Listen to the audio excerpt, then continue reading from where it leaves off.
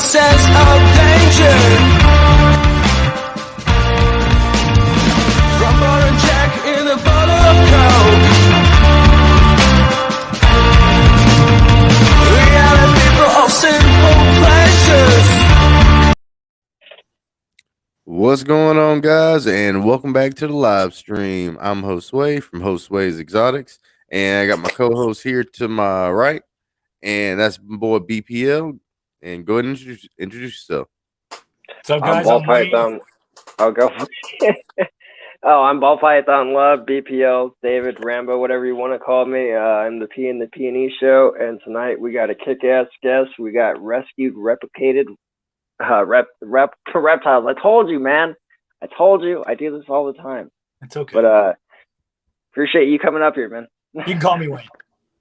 All right, Wayne. Yeah, go ahead and introduce yourself and tell the guys kind of what you do. And like, man, what don't I do? My name's Wayne. I run this rescue pretty much by myself. I've had assistants in the past. If you follow me, you know they turned out shady. So I don't have assistants anymore. I'm disabled. I help the disabled. I just like doing it. I've been doing it for a long time. I started when I was a little kid, started breeding and I was 14. We won't say what year. All right, it was 1988. I was 14 in 1988. Been doing it since, small scale. Jumped on Instagram during the pandemic. Needed something to do. And here we are. There you go. That's awesome. So if you guys do want to go check us out, we do have all the links down in the description. Rescued Replicated Pythons. Rescued Replicated Reptiles. He's actually on Instagram, so you guys definitely go check him out on Instagram. Do have that down in the description as well. And just to let you guys know, if you're just not tuned into the P&E show, me and BPL, we do flip-flop channels back and forth. So if you want to keep up with the P&E show, you have to be subscribed to both me and BPL, and make sure you guys turn on those notifications as well. So that way you can stay up to date with all our latest videos with the P&E show and all the things we got going on over here. So, oh yeah. So by the way, so that logo of yours, I actually got the snake wrong behind the scenes, so I'm just gonna shut my mouth. But that is a badass logo right there. So I like it. It's a berm, you said. I called it a retech. I'll just be honest. It looked for a second like I was like, is that a retech? It does. I mean, I could see that. My friend made the logo for me. It's from a picture that I took of my snake. That I have. That's that is Bella, formerly now known as Belisarius, because Bella was a female until I picked him up. The former owner had her for 13 years. And when I first picked him up, I noticed the very large spurs and the fact that he was a male. So I confirmed it, brought him to the vet and all that, and let her down lightly, easy, by showing her the picture of the vet paperwork. And that's how we found out that Bella was a boy. And Bella is an 8'4" dwarf Labyrinth albino Burmese Python from Java Island, Indonesia. That is amazing. He used to live up in the Northwest, up Monterey Bay, California. I traveled up there to pick him up and brought him back down here to San Diego. And he is my ambassador. I believe he's awake too, so I can show him to you in a bit. He likes to roam at night. Dude, like the Burmese Python is actually like one of my favorite snakes on the planet. Like, because I don't know, like they're just such cool snakes because they're fairly large constrictors, but then they still you know what I mean? They said they're just like overgrown ball pythons. Their temperament is, yes. Yeah. I would say he's a little more. This particular one's a little more striky. He really likes to eat, so I'm careful with him. But once I have him out, he's fine. He just likes to strike from inside the enclosure.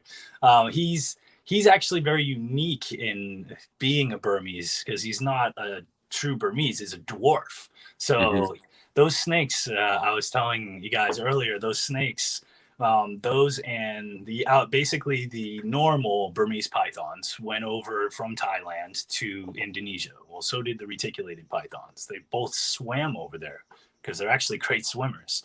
And the retics stayed on the ground, ate most of the things on the ground, and so apparently some of the Burms too. So the Burms took to the trees to find food where the retics didn't go, and they became bird eaters. Primarily small rodent and bird eaters rather than the bigger rodents and pigs and such that were on whatever the wildlife was there at the time.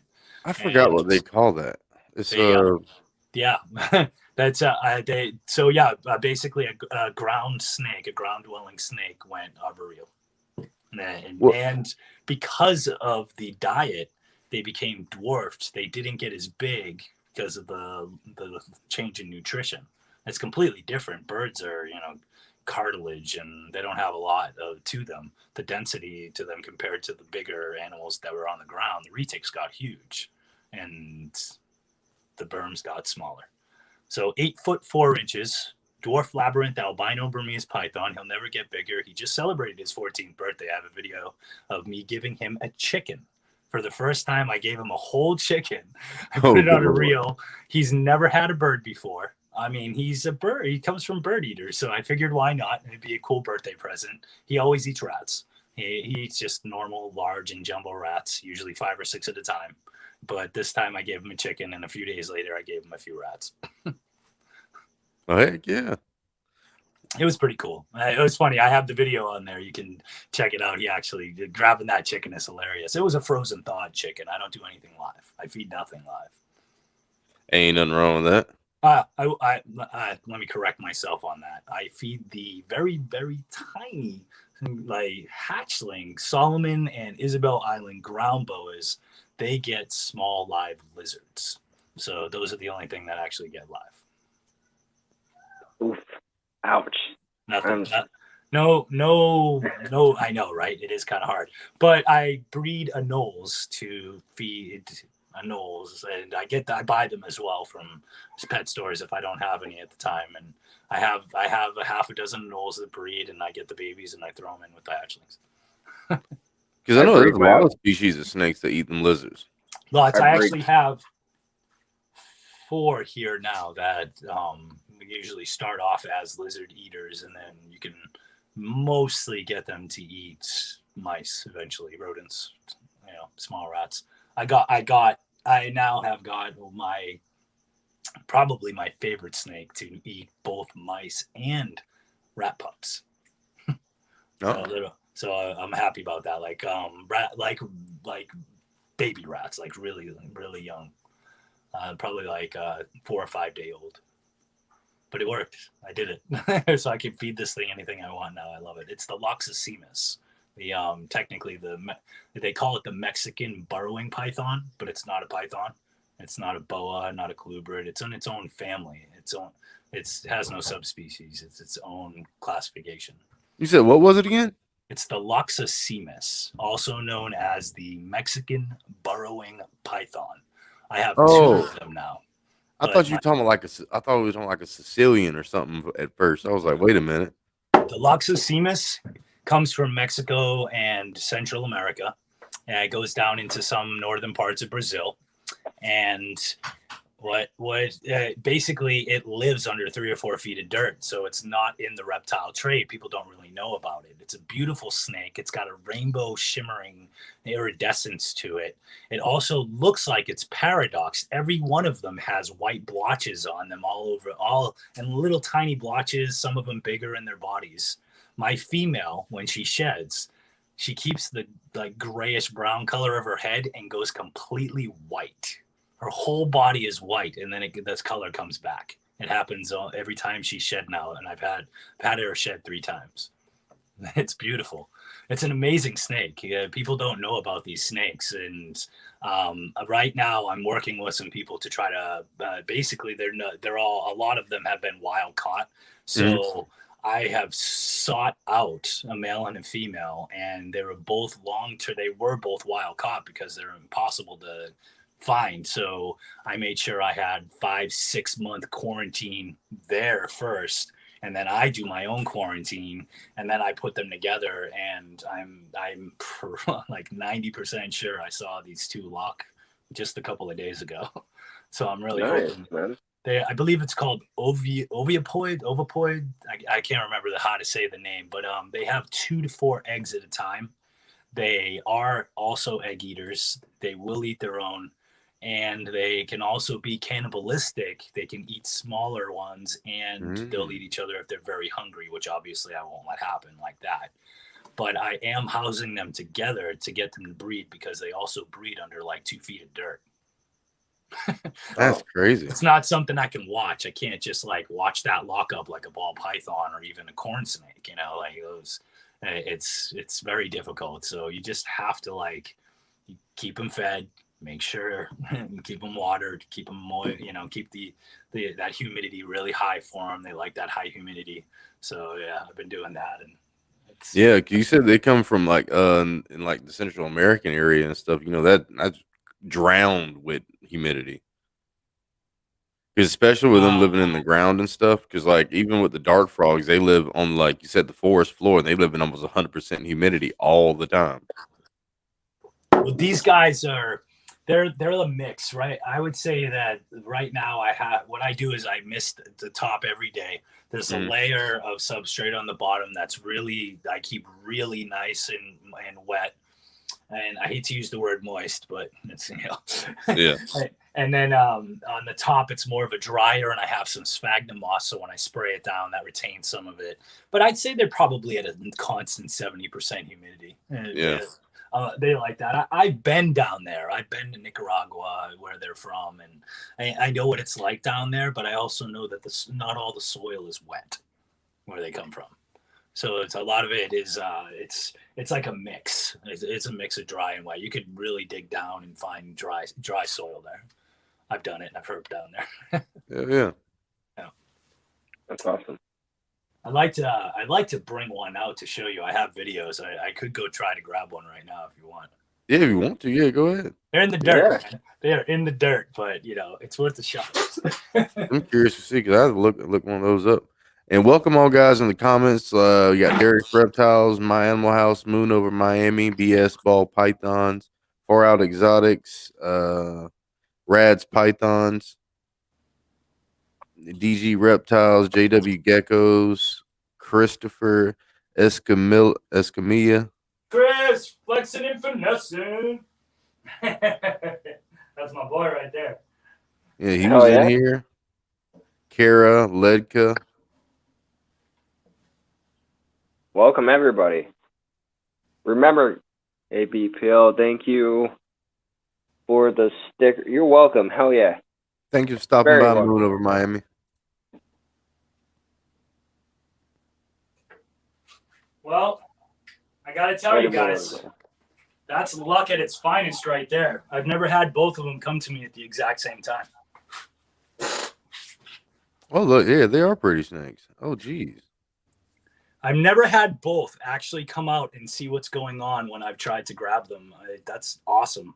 And I couldn't tell you which one's which right now. I'll have to look. But yeah, they calm down. They like to explore it first. They are burrowing snakes, so they're looking for that place to burrow. I love the iridescence in the back on the light. That's the paradox that I was talking about right there. It's not really paradox. It just looks like it. You can see all the white splotches there. It's out of the ordinary. You see that rainbow? Yeah, you can see the shimmer. I see that.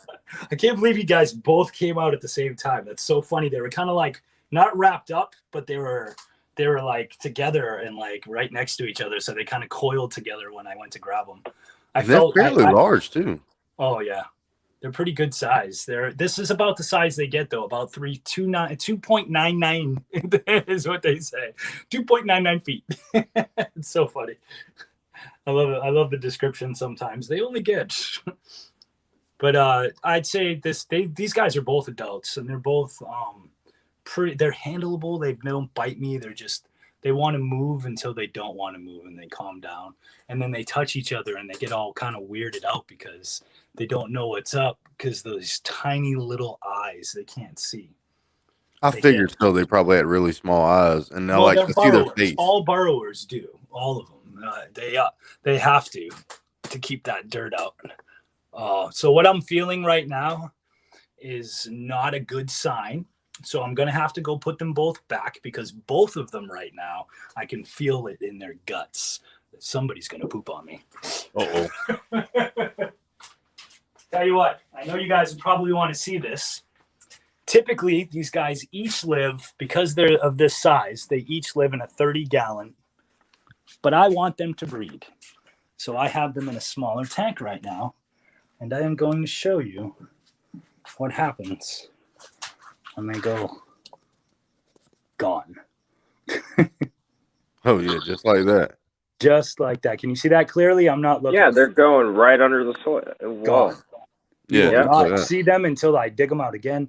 They do come out very late at night if there is absolutely... Oh, look.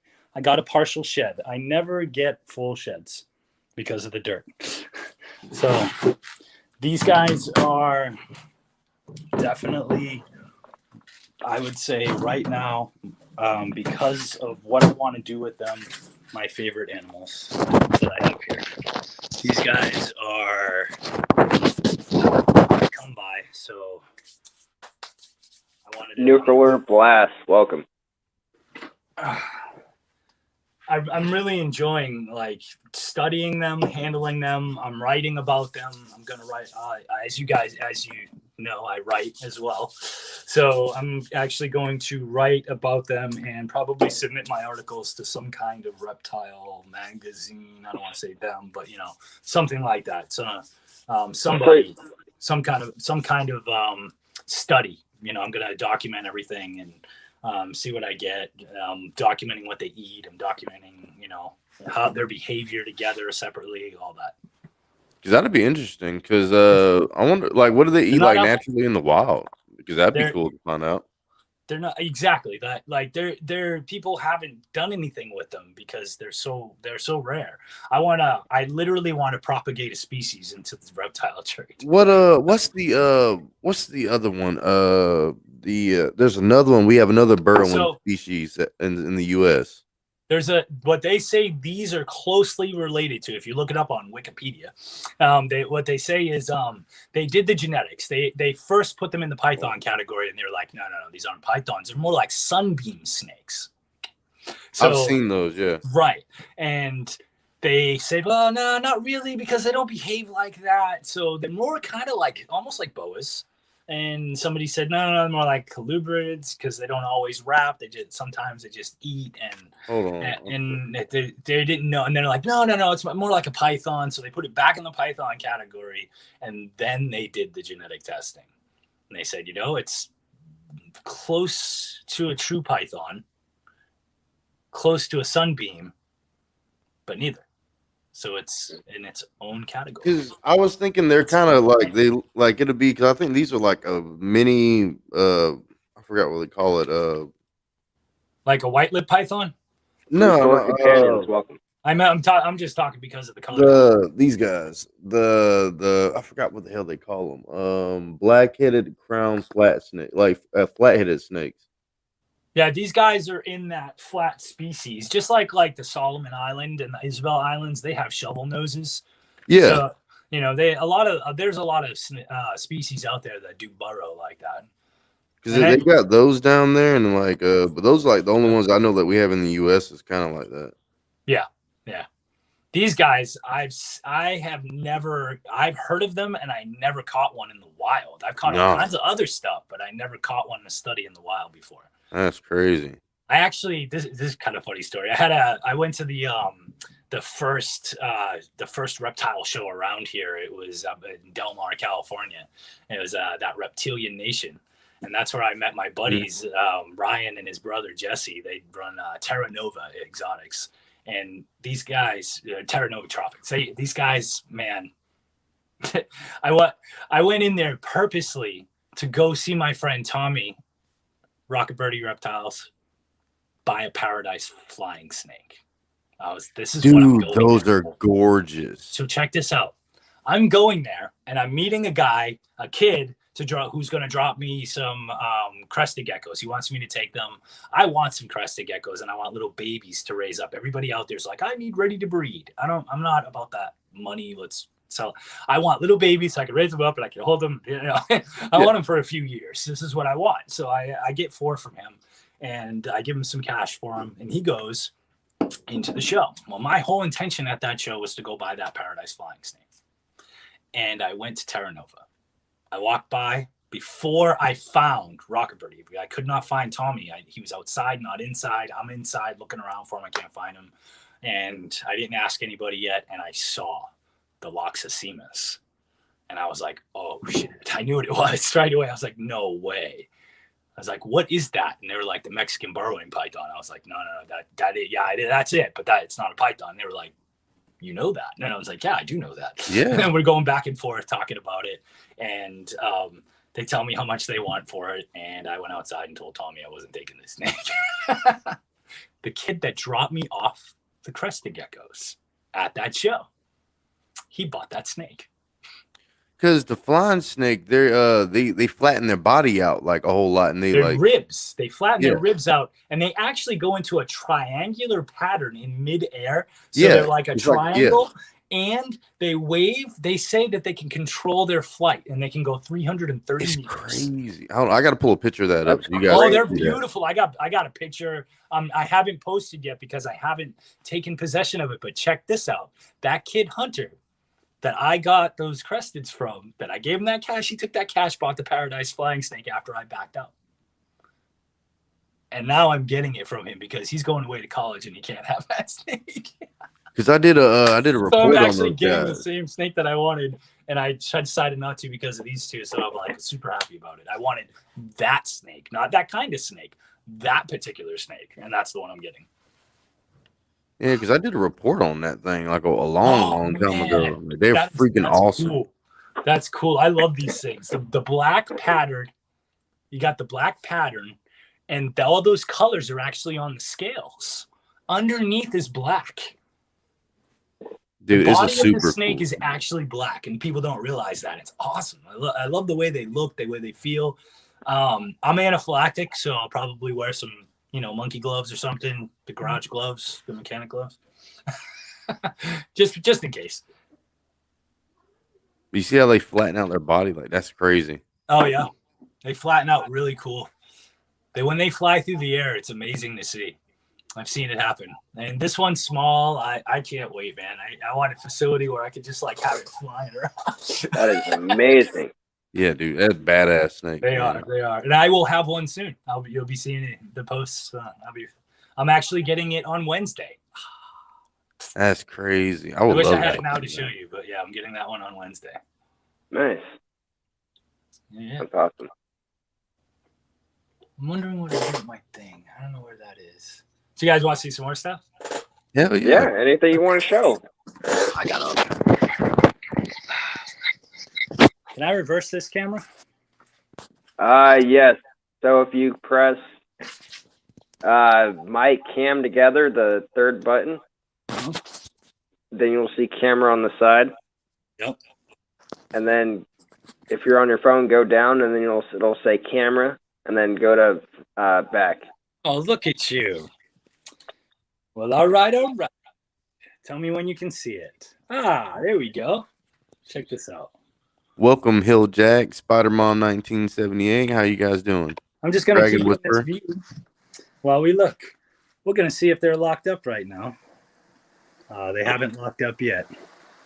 When they do, this will be the 5th time that Gideon, my Super GHI Super Pastel Lesser, will have hooked up with Lucy, the white diamond, blue-eyed Lucy. Yeah, gorgeous. I was wondering if they locked up because I put him in there earlier today. Do you know her genetics? She's a white diamond Super Russo. Yep. That's gonna be some real And cool. here we have Callie. She's all alone, but she's my true albino. Hi, baby. She's super nice. I really love Callie. Hi. It's okay.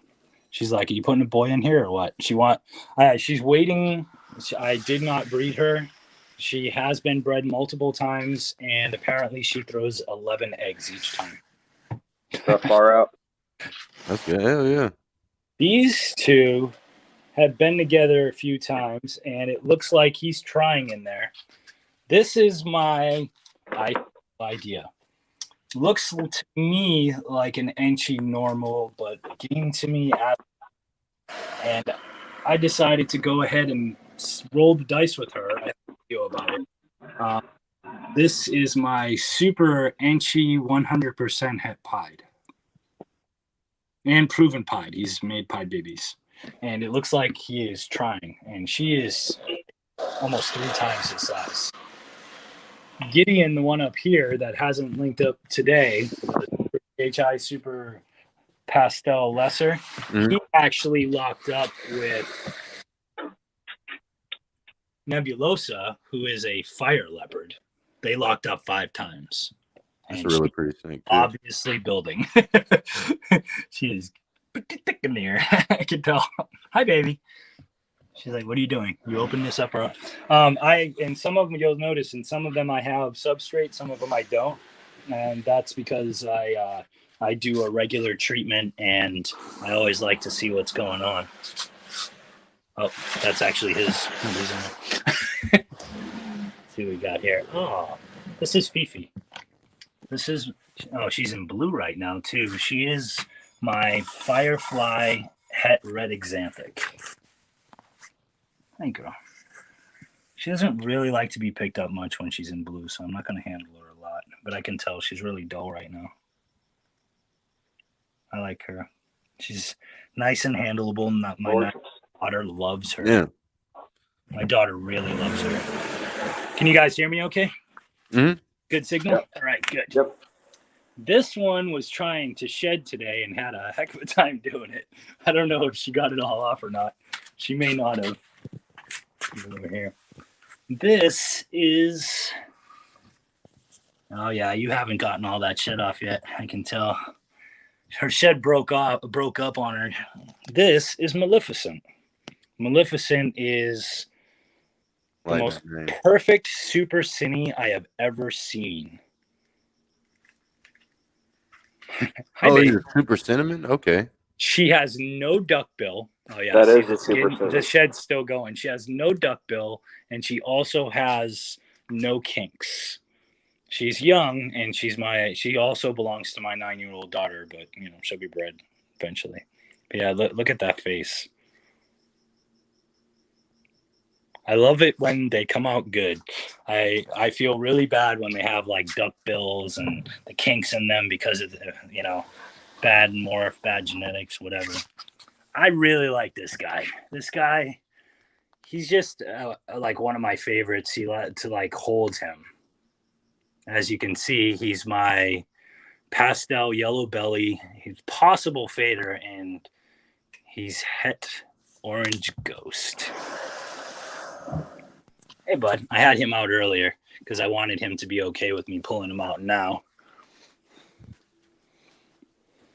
Want to go on the table? Get a better light on you? Pastel? Look at that. Come here, boy. Yeah, he's gorgeous. I love this guy. Yeah, it's real good colors on him. He's like, I want to leave. He doesn't want to be on the table. Like, let me down. Yeah, he does. I really like his colors.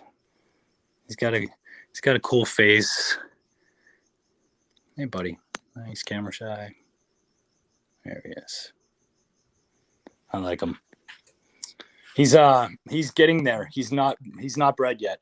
He's about to. I'd say next season. No coming out.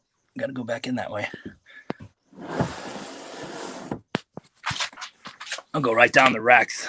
I do not mind. This one struck at me twice earlier. Let's see if he does it again. This, I actually went to that same show that I was talking about earlier, and I went to one of the people there, and they told me they lost the paperwork and they could not remember what he was. I took one look at him and said, "Hey," they told me that this is the Woma, the hidden gene Woma. I was like, wow, all right, what else? They said, we don't know. I said, oh, it's a fader. They were like, you're right. That's what the paperwork said. It was a fader. We remember now. But we lost that paperwork. And I was like, well, whatever. I'll take them anyway. How much? They said $125. I said, thank you very much. Yes. Right? I'm going to switch the camera back. I would have threw the money at him. Right? I did. I was like, sold. I will take that. Thank you very much. Then and there. I ain't coming back at all. Don't call me. Nothing. And they're cool. They're down here. I know where their shop is. I'm going to go to their shop. It's really nice. I have a few others. Oh, let me show you this. Sorry, I don't want to cover that. Let me see if I can get her. I should have just kept the camera going like that because there's no way I can do it from the other camera. There we go. Back cam. This is the most hostile snake I have. And it also has a ton of room in there. I try to make this snake so happy, and this snake just hates my guts. I try so hard with this thing. I pick her up. I handle her all the time. I'm always trying to interact with her. And every single time she tries me. I mean, even to the point that sometimes when I go to just pick her up, she gets so hostile, she'll fly out of this tank at me. It's ridiculous. If you open the lid right now, she'll go for you. She might. I mean, I can try. I mean, if I get bit right now, I'll be kind of upset with you guys. But don't get bit. Don't get bit. I'm just asking. I'm joking. What kind of snake is that? This is my faker. This is the biggest faker. This is actually the same thing as this guy. What's up, little dude? Now, this guy's handleable. He likes me. He likes me to handle him. He likes me to pick him up and hold him and bring him all around. This is the famous Viper Boa. Nice. This is everybody says that these things look like death adders. I do not agree at all. I think it looks like a puff adder. This, if you look up a puff adder and you look up that pattern, this thing right here looks just like a puff adder. Mm-hmm. Not a death adder. But our buddy J&G in the chat, he has a puff adder. Oh, hey. You tell me. Ask him. I can't see it right now, but please tell me. Does this look like a death adder or does this look like a puff adder? From what I'm looking at, you kind of right about that. Pat. Right? So, but this one is in the water is definitely a darker red, but has a very, very similar pattern to the male. This is definitely my female. I also sold to me as a male. Not a male. Not at all. All right, I'm going to close that. Go back over here. But yeah, there's a few things. I'll show you more in a bit. Heck yeah. That's a hustle. I'm going to actually, in a few here. Oh, look at that. You know what I just smelled? That's amazing. Ooh, is it what I think it is? You said we're going to be there for a minute, so I got this delivery, I guess. Special thanks to Melissa. Coming up with the pizza. That's my girl. She's probably watching right now, too. From her phone. Right on. If you guys haven't already, smack that like button and share this shit out. Let's get some more people up in here because there is actually a special request I asked of him tonight. And he said yes. So I'm not going to give it away just yet, but it's going to be awesome and you don't want to miss it. Haha. You hear it from the man. Oh, man. All right, so we are about 30 minutes in. If you want to go ahead and we can go through the list real quick. So this is where we give shout outs, like we said, and yep. And give you guys a couple minutes. You can chill out, do whatever you know. If you want to eat and chill for a few minutes, it's probably take maybe 5 minutes, 10 minutes or so. It always does. Right on. The list has got long. All right, guys. So as you guys know, we generally like to give some shout outs to all the people we watch on YouTube and everybody in our YouTube community. So everybody on the list, you definitely guys go check out and give them a holler and subscribe to their channels and turn on the notifications because that'll be the best way you can keep in contact with all their keep up to date with all the latest videos and stuff like that. So first up on the list, we got Ball Python Love. He's the host on the P&E show here. He's the P and I'm the E. So if you don't go check anybody else out, definitely go to Rescued Replicated Reptiles and go check out Ball Python Love, Instagram, YouTube, all that good stuff. Hopefully we can get RR Reptiles. We can get him actually on YouTube one day. But we got next up, we got My Animal House and Iron Dog Reptiles. We got those two guys. I say them together because they run the Iron Animal show that comes out on Mondays, Wednesdays, and Fridays. So you guys should definitely go check out these two guys. It's a super cool show. They also have their own personal YouTube videos that they make as well with all the super cool animals. So definitely check those guys out along with Venom Wonderful. He's super cool, super chill guy. He has a lot of cool venomous reptiles from here down in Georgia. And he also has a really big pixie frog that he feeds rats to. So if you want to go see something like that, go hit up Venom Wonderful. And now we got Derek's Reptiles. He was in the chat a little earlier today. He has some super cool podcasts that he does. He just had Lori Barczyk on there, so that was a really cool interview that he had. So you guys go check out that last video from Derek. We got OSMR Balls. He's one of our good friends. I was talking to him earlier right before the show. He sent me some pictures of his boa, another picture, some more pictures of his boa and stuff. And I'm getting more and more into him. So hopefully I can come across another one coming up soon. Next up, we got Not Lose Exotic, super cool brother. I got my stickers. Actually came in the mail from him. I actually got to go pick up from my parents' house. I haven't had a chance to stop by and go pick it up. So next live stream, we'll see. Tomorrow night, on tomorrow's live stream, we'll see Not Lose Exotic stickers, and we're gonna put them on the tank back here in the background, so you guys can see that as well. We got J&G Reptiles. It's another cool brother. He's in the chat. I spoke about him earlier. He has a lot of venomous reptiles and other things like that. You should definitely guys go check him out. He's going to be coming up on the P&E show on Saturday. So you got about a little bit less than a week to go see him. So definitely tune in for that show as well. Alberto Arroyo, he's normally in the chat. He's a real good YouTuber and stuff as well with KY Constrictors. They've been subbed to us for a long time and watching our videos. So you guys definitely go check out their videos as well. Hilljack is actually in the chat. I seen his name pop up earlier and I said his name. He came on here and he did a real good live feeding video with his albino Western Diamondback. So you should definitely guys go check that video out. It was on one of the open chats we did a little bit over a week and a half ago, I believe. And next up, we got Desert Wolf Armory. So if you guys like rattlesnakes, this is definitely the guy to go talk to about rattlesnakes. He goes out, he herps for them. He has breeding project he does with the rattlesnakes. And he also makes YouTube videos with them. So definitely, guys, go hit up Desert Wolf Armory if you're looking for the rattlesnakes. Oh, yeah. So next on the list, we got Josue's Exotics. He is the E in the P&E show. He has the exotics. He has the rattlesnake. He has the ball pythons, the boas, the gardeners. Breeding his own mice now. Congrats, by the way, on that. And yeah, so definitely, once again, we flip-flop. Definitely make sure you are in tune tonight like you are already. Make sure that you are subscribed to both him and I so you guys stay up to date to the P&E show, and especially with the guests getting lined up recently. You really want to stay in tune. Reptile Feedings, badass guest. He's actually going to be up here again soon.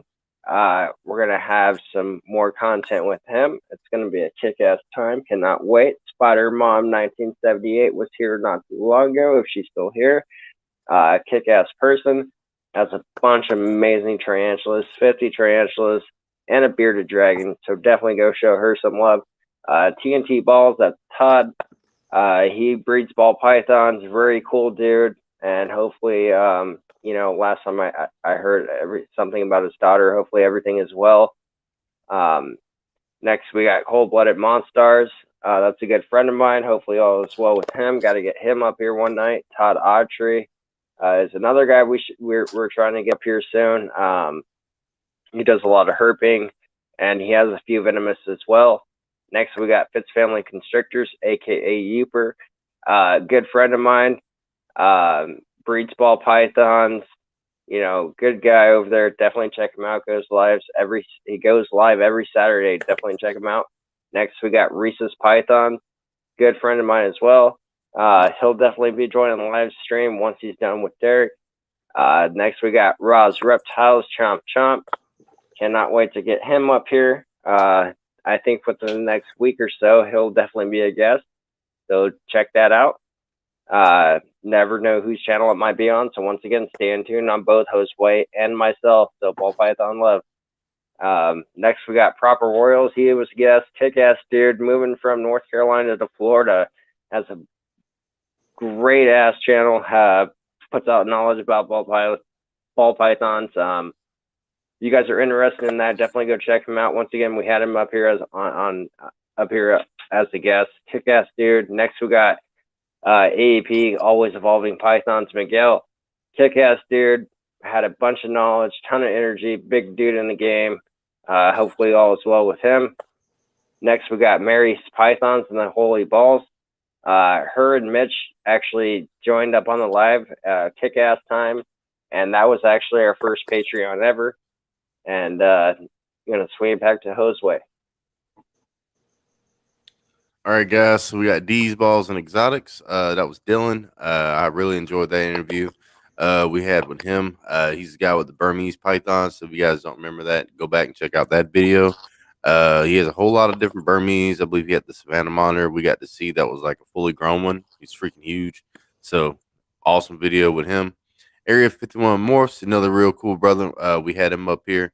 We talked to him for a good while, and he wants to come back on the show sometime soon.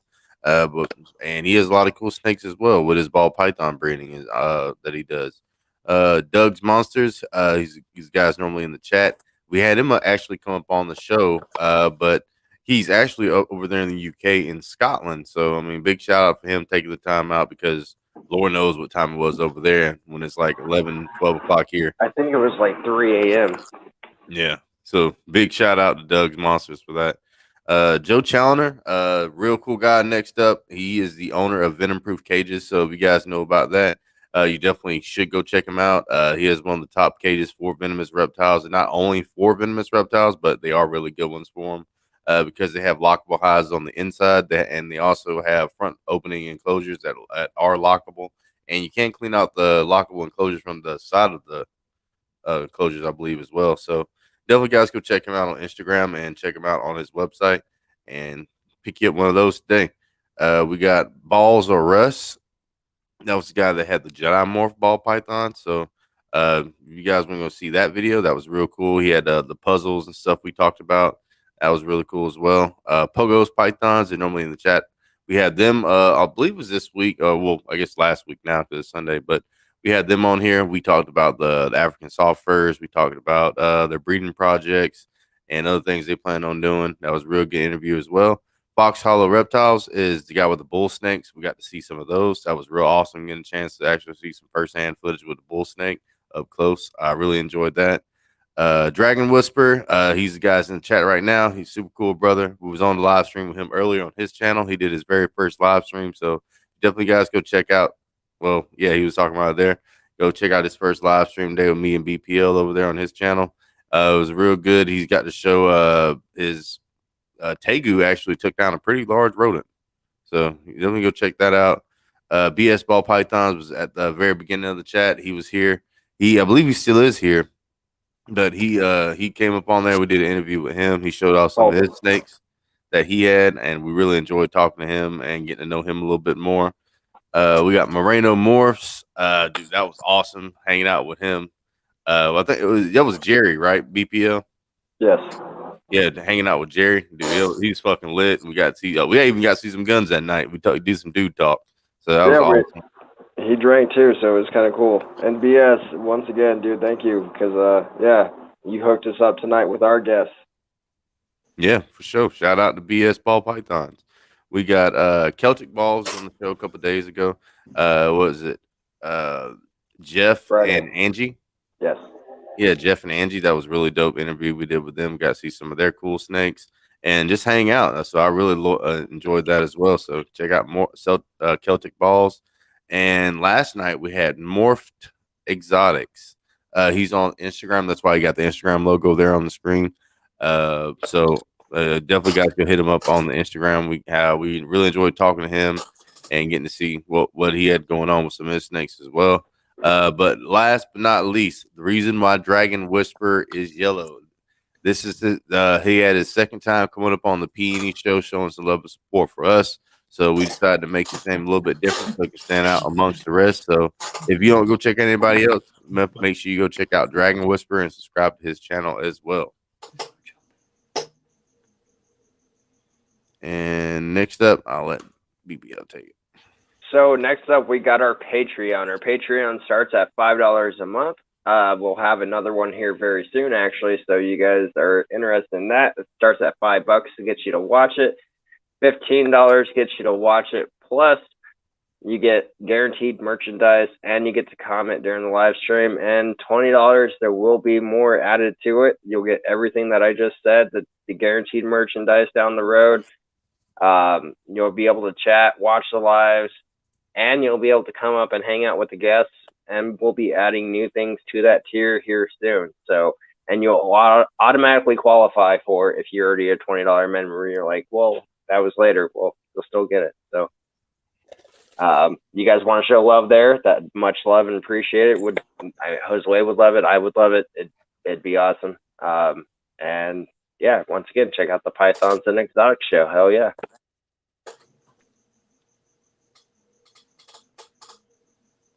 All right, and we're back. We'll do that other one and we do on the next one. What you got there? Oh, just a couple snakes. Just a couple. I got this is my male GHI because we gotta have it. Yep. I love the banding. Look at this. Dude. That's so cool. Look at this. It's almost like a Boston bee. It's so awesome. And why do I say that? Yes, because I'm from Boston. We know this. I like ball pythons are slowly becoming one of my favorite snakes now. Like, I have two myself, but like, you know what I mean? Like, I just like, all right, I got a ball python. But when I start to see like all these morphs and things like this, like whenever especially on the live streams, it's like, dude, these are probably the world's best snakes in the world. Because there's one for everybody. Like, there's no way you couldn't find one you wouldn't like. Right. You're going to be attracted to some color, to something. There's no way. If you're into ball pythons, if you're into snakes at all, you'll find something that will catch your eye in these snakes because like you said, there's so many different morphs. Where are you going? He's trying. He's the wonder. This is my eater. This is if somebody else doesn't take it, if one of the Sumatran Pythons doesn't take a meal, this guy eats it. He's getting up there. I got him really small, and he's definitely gained quite a bit since I got him. This guy is not staying with me. He's actually going to DWR Exotics. She's a rescue over in Arizona. And I promised him out because, I got super GHI genetics, super GHI, super pastel. This is the GHI. Not really necessary, and I really like him. He's really handleable, and I like Shelby. She's a great person. The work she does with snakes is awesome, and she deserves to have a GHI. So I'll probably end up driving him over there just so I can say hi. It's such a beautiful snake, man. He's cool, right? Yeah. He's coming up nice too, and he never ever refuses a meal. He's like, "Oh, you get that." He's looking for food right now, probably. But yeah, I really like him.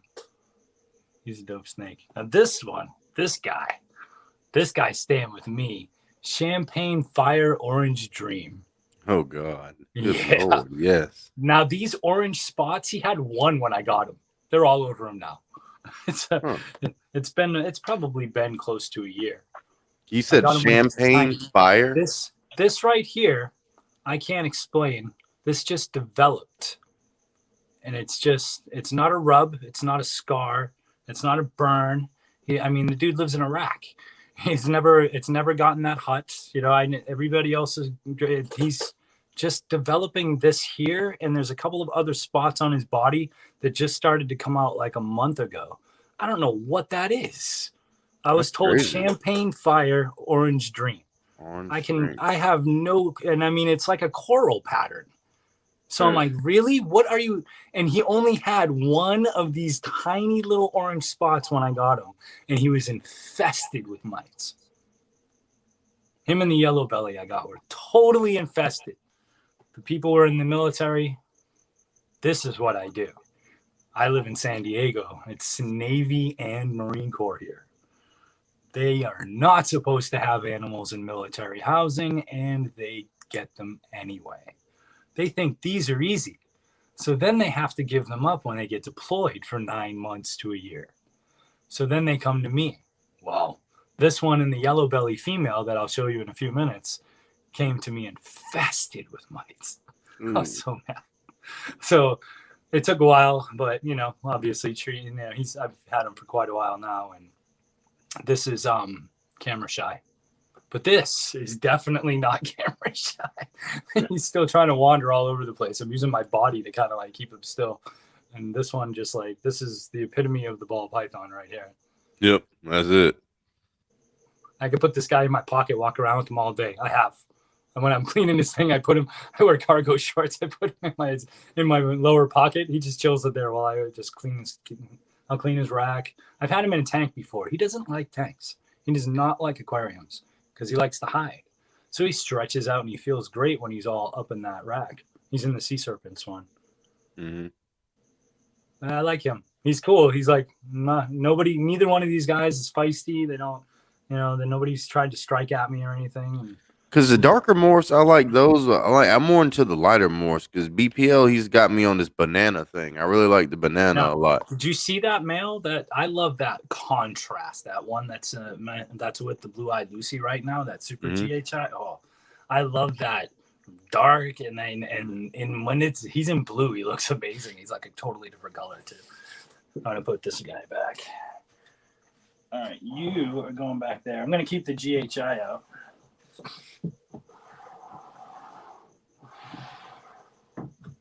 Who did I say I was just bringing up? Oh, the yellow belly. Yeah. So that champagne fire I got at the same time as this yellow belly. And I really like her too. She was very striky. She hated me. She hated everybody. She didn't want anybody to do. All she did was strike at me the whole Mine's forever. Different. Now, Mine's not head shy or anything. That's the baby. Like that's my wife's favorite. For my favorite is Odin in my whole collection. Odin's my baby. Oh yeah, most of mine are not head shy. I can pet all the adults on the head. Like I do that on purpose. And some of them are head shy. This yellow belly, she's still a little bit shy. I have another. My yellow belly is probably like smaller than that, and she's like 9 months old. And I actually had from the lady I got her from, she was in horrible shape.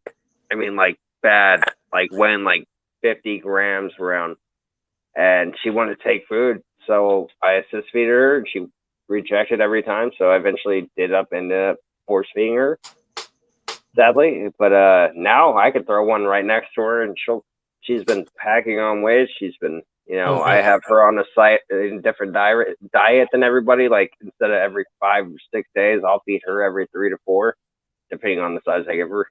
But she's finally putting on some damn weight. I'm like, about time. You just gotta be patient. Patience is everything. I have Sumatran Pythons. So that's an interesting story. I think I was wearing this shirt actually. I got involved with a long con kind of guy, one of those people that gets the animals and sells them right away, flippers that convinced me that he was doing these quarantines and stuff with these animals. Come to find out it wasn't happening. But I do my own quarantines. I'm not stupid. So I do. If I know the person, I'll do a 30-day quarantine. If it's wild caught, it's a 90-day quarantine. Could be up to 6 months depending on the animal. If it was something that I suspected was wild caught, but they tried to tell me wasn't, I would keep it in quarantine in my house for 6 months, just to make sure. And these guys, this guy, he was no good. So I called him out and everything, but he's still trying to do his thing. And I believe in the quarantine. It has to be. And he got me those Sumatran, I don't know, I was calling them Borneos, but I guess they are Sumatran blood pythons. He got 2 of them from a guy who was under the impression that he was a rescue and he was taking them for free and going to work with them because he had to assist feed these animals every time. Like 4 or 5 times. They were very young, smaller than this guy, and he was assist feeding them. Had to push them down the throat. So recently I put in, I did frozen thawed rat pups, and one of them took it. The other one didn't. So I was very happy that this one just took it. I was like, all right, cool, thank you. You know, like I didn't have to assist feed you at all. That was dope. But this guy that got him for me didn't tell me that they were being assist fed. I found out because somebody else saw the same snakes on it. You know, he was trying to sell them, and I actually was in possession of the snakes and paying them off. He got them for free, sold me the pair for $550, but I didn't pay all that. I was in the process of paying him though, and when I found out, of course, I did not pay him anymore. And he never told me anything about them, never quarantined them, gave them to me a couple of days later, and I got the original owner reached out, and we talked to each other and figured it all out, and we're both very happy that one took it, and I'm going to have to assist feed the other one. But I can. I've assist fed many ball pythons. So the moral of the story is just be super patient. You'll get it. They'll get it. I have gone, some of my friends know this, some of them don't. I have gone to such extremes that when I've had ball pythons that would not eat, you know, getting to the point where I know they have to eat, I have taken frozen thawed pinkies, a magic bullet blender, and a syringe. Yo, I'm just saying really quick. Right down the throat. Watch out for that Jacobson's. Get it down the throat on one of those curved syringes, cut off the end so it's nice and wide, and squeeze that and mess right down there. I've kept them alive. I've brought them back from nothing. I mean, nothing. Because you got to get something in them. Oh, they don't want anything. When they don't assist and a ball python is regurgitating, you know it's an issue when it's a tiny pinky. These things don't eat, then you've got to make that happen. So I liquefied them. I called it my DRB. I put a piece of masking tape on it and put DRB, dedicated rodent blender. Oh shit. Okay. I was one. Okay. Man. Yep. Don't use them. Not that one. That's what I would have did. That's what I would have did. That's the first thing I would have thought of. I mean, I tried the pinkies, and you know, they weren't taking. I was like 3 of them. They were regurgitating, all 3 of them. So I just, I did that. Liquid's harder to regurgitate and absorb. Exactly. You know, gave them like 2 or 3 liquefied pinkies each time. That worked out well. It was disgusting. I'm sure those people that were gonna follow me are now like, I don't know if I want to follow that guy. No, man. Hell no. I mean, that's what you got to do. I mean, dude, there's nothing wrong with that. I will do what it takes. Anything it takes, man. I mean, like, whatever, it's all good. This one's he's like much more chill now. I told you he'll relax, and he likes to explore at first. He's about it, though. He also likes to hang. I love snakes. Yeah. Same, man. Well, yeah. But dude, that's like the same thing as like the frozen thawed versus like live feeding argument. Like, you know what I mean? It's almost the same. Like, you gotta, if you can't get your snake to eat frozen thaw, I mean, you can keep trying to get them to eat it, but that's what they have to eat. That's what they just have to eat. If I had to, I would, and I have had to in the past. It is what it is. I've also followed it up too. I've done like a live, and then to like 1 or 2 that, like, depending on the snake, I'll do like a small live, like a little hopper rat for a snake, say this size, a smaller one, and then follow it up with a couple of frozen thaweds, same size. Oh, it's the same thing, right? So it's going to take them. So it's taking smaller. I like to feed smaller food. Like those guys, all those breeders, even the big girls that weigh like 22, 2,500, they get weaned. They just get weaned rats. So I just give them multiple weaned rats. I don't want anybody taking anything too big. And I just keep doing that. And they're smaller. They're easier to keep in my freezer. The only thing in my house that gets large rats is Bella, the logo. So everybody else, like, it's either weaned rats or smaller, like just weaned. And I think that's the safest way. And believe me, if I could have here, I know you guys are both in different places. Here in California, I cannot have the African soft fur rats. I wonder why is that such a thing? I have to go look that up. California has a lot of things that they won't let you have because they're an invasive species. I had a pet shop. Man, let me tell you something about my pets. I had a pet shop in Indiana. It was awesome. I loved it. I could have anything that was non-indigenous to Indiana. Man, that's a lot. I had 2 brother 4-foot American alligators.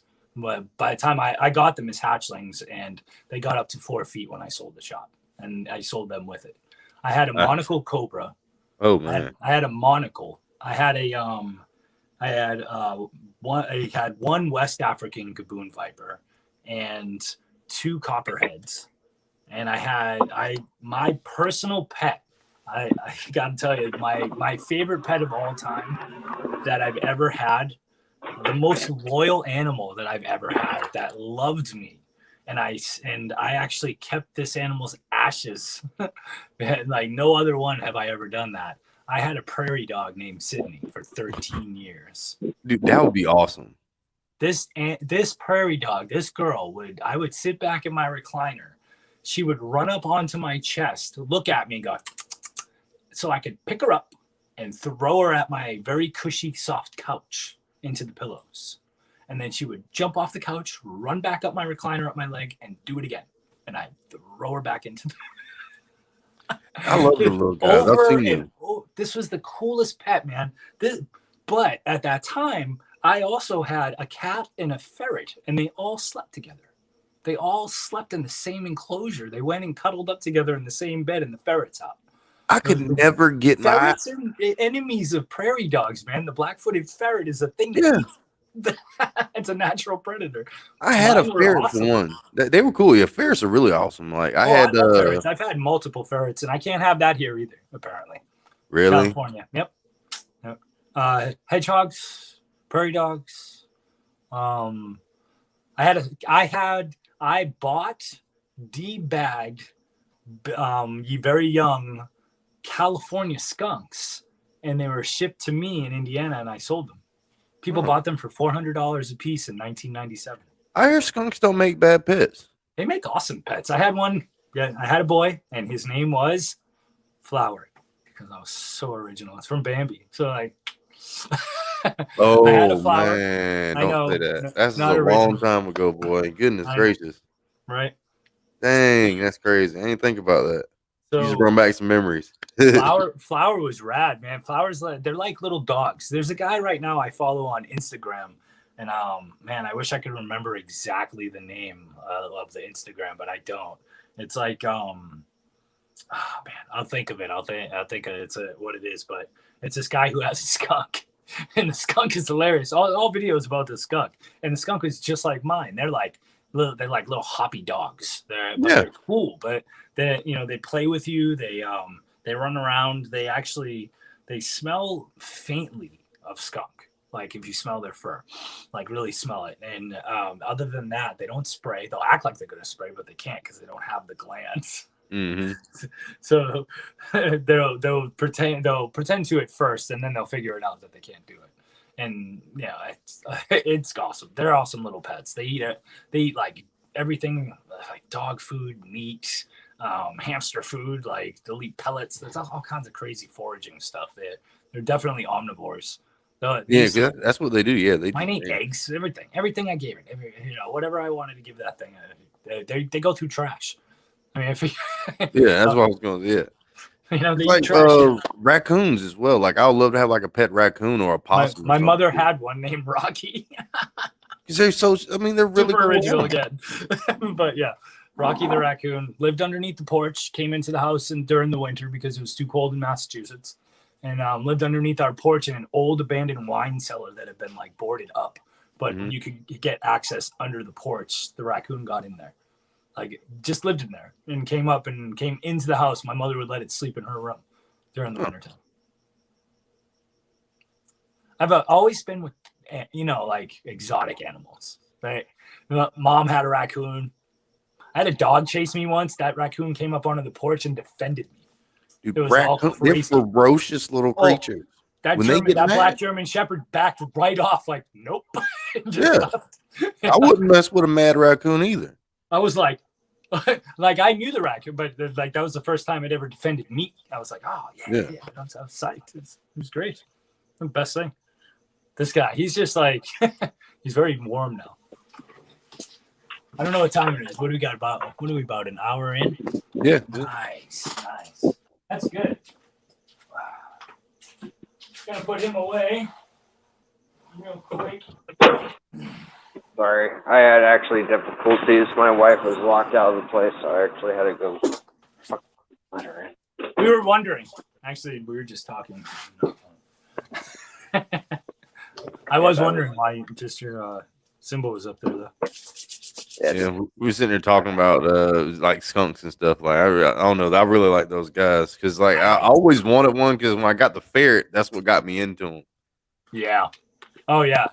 I was telling him that when I had my pet store in Indiana, I had a prairie dog for 13 years. That was like my favorite pet. Had ashes, and I used to sell and had a pet skunk. I used to sell California skunks in an Indiana pet shop, and people loved them. I had brown ones, man, brown with white. They were gorgeous. I never got an albino. I kept looking for albinos, but the breeder never produced one. A lot of black and whites, but he also a good ratio of brown and whites. Like, they're really cool looking, like a really nice looking, like, I don't even know how to describe it, like a chocolate brown, like a milk chocolate brown. I like these things. Oh, and this particular prairie dog that I love so much bit every employee of mine in the pet store. No one could buy the thing. It was in a guinea pig cage with 3 other ones. The other ones were all nice, and they scratch the face and stuff, and you put your finger near that one, it wants to kill you. It bit my brother in the face when he put his face into the cage, like my little brother when he came to stay with me. So like it bit 2 girlfriends and an ex-wife. So this prairie dog loved me, but only me. So if you get one and you don't have like a pair of them and they're, neutered, spayed, whatever, and you get them like that, get 2, or that one is going to attach itself to you and beware anybody else in your life, children, significant other. If you actually get a prairie dog as a pet, I would suggest too, if you want them to be interactive with the family. That way they'll bond to each other and they'll allow you to play with them and stuff. You'll be an extended part. But if it's just one, they will bond to that one person. And it could be you, could be your wife, could be your kid, and then bite everybody else because back off. So you got to like really, you got to remember that. That's just the way they are. That's how they work. And I didn't know that going in, actually. And I know this now because that's what happened. They bit everybody but me. I think like loved me, cuddled up to the, like purred, cooed, all that stuff all the time. Just like sat in my lap. The day that Sydney died, I sat there next to her. I was on my couch. She was in the recliner, all wrapped up in towels. I knew she was going. She was old. She should have died like a few years before that, but she's just hanging on. And she looked at me and she just kind of looked at me. And I was like, if you're ready to go, you can go. I love you, but you can go. Literally died within the hour. I was like, wow, that's messed up. Dang, but that's crazy. I knew it though. And I knew she was going to, and I had already set it up so that she would be cremated. So I just brought her and that's what happened. Yeah. I'll do the same thing. Coolest pet. So crazy that she listened to me and just died. You know, they say like you could talk to people in coma and stuff like that. They just, but yeah, I feel like she just knew. She just knew it was time to go. It was good. 13 years though. Yeah, I don't typically live that long. Dude, that's so crazy. I loved her. She was the best. She would probably hate my snakes. I had a couple when I had her, and I never like let them know near each other. They're notorious for trying to like rough them up because snakes. Be right back. Yeah. So what all reptiles do you keep it like all together? Like, okay, so I don't do aquatics, and I don't do anything too big. Aquatics, bacteria. I don't want to do anything with a lot of water. I may expand into that. Obviously, I'm doing this from like my place. This is, I'm in my garage. I'm getting a facility. I'll move up. I'll go bigger. I need more square footage. I'm already looking. I actually have real estate people looking for me right now. And during the pandemic, it was impossible. It wasn't going to happen. So I just waited. And now things are easing up. Everybody's cool, getting, vaccinated, whatever, everything's easing, and everybody wants a ridiculously exorbitant amount for the rent for warehouses and office space now. I bet. So I watched it go from like cents square footage to like, and I'm literally like less than $1 up to like $22 a square foot here. Holy shit. Oh yeah. And like big. Like huge. So I'm shit. looking for something. I'm still looking for something. I'm still going to look for something affordable. That's something I can do. I recently went from not-for-profit to an LLC. I have to. It's I feel like donations, the pandemic, people were holding on to their money. They're not trying to do that. I was getting supplies and stuff. I was getting some good supplies from people, which I really appreciate. So I had people donating that, but money wasn't coming. So, and I'm not the type to ask for it either. People know that what I'm doing, and I had some pretty generous supporters, and then pandemic hits. So I started thinking about, I have been breeding. I have really good amount of experience breeding ball pythons, corn snakes, and hognose. Had an amazing teacher. Love this dude. Yeah, he taught me for a couple of years. I got a vast amount of knowledge out of him, and I believe he actually invented the rack system back in it. That was like he did shelves and sweater boxes. He like built them himself. Like had an idea back in the 80s. So that's crazy. Back then, yeah. So I did that, and I figured with my knowledge on breeding the snakes, I would look for ball pythons because I knew that there was a want for them. Meanwhile, I'm rehabbing lizards. I got bearded dragons, leopard geckos. I'm taking in, so I had some called tortoises, Russian tortoise, a 70. I'm approximating because I don't really know, but I'm thinking around 70 years because of the condition of her shell. I have a hybrid turtle. It's a 3-toed box turtle cross with an eastern box turtle. I don't know how that happened. I guess it does happen sometimes, but I have one. She's really old. I can tell she's beat up old. She was found in a painted. Was it a painted? No, it was a slider pond. Yeah, it was a red-eared slider pond. And the lady contacted me, hey, I heard you know about reptiles. This is well before, this is years ago. I've had her for a few years, 5 years now. And she, that would make her about 75, I guess. She tells me that she's got this, weird-looking box turtle in her aquatic pond out in front. And it just keeps coming back. She kicked it out. She put it on the sidewalk.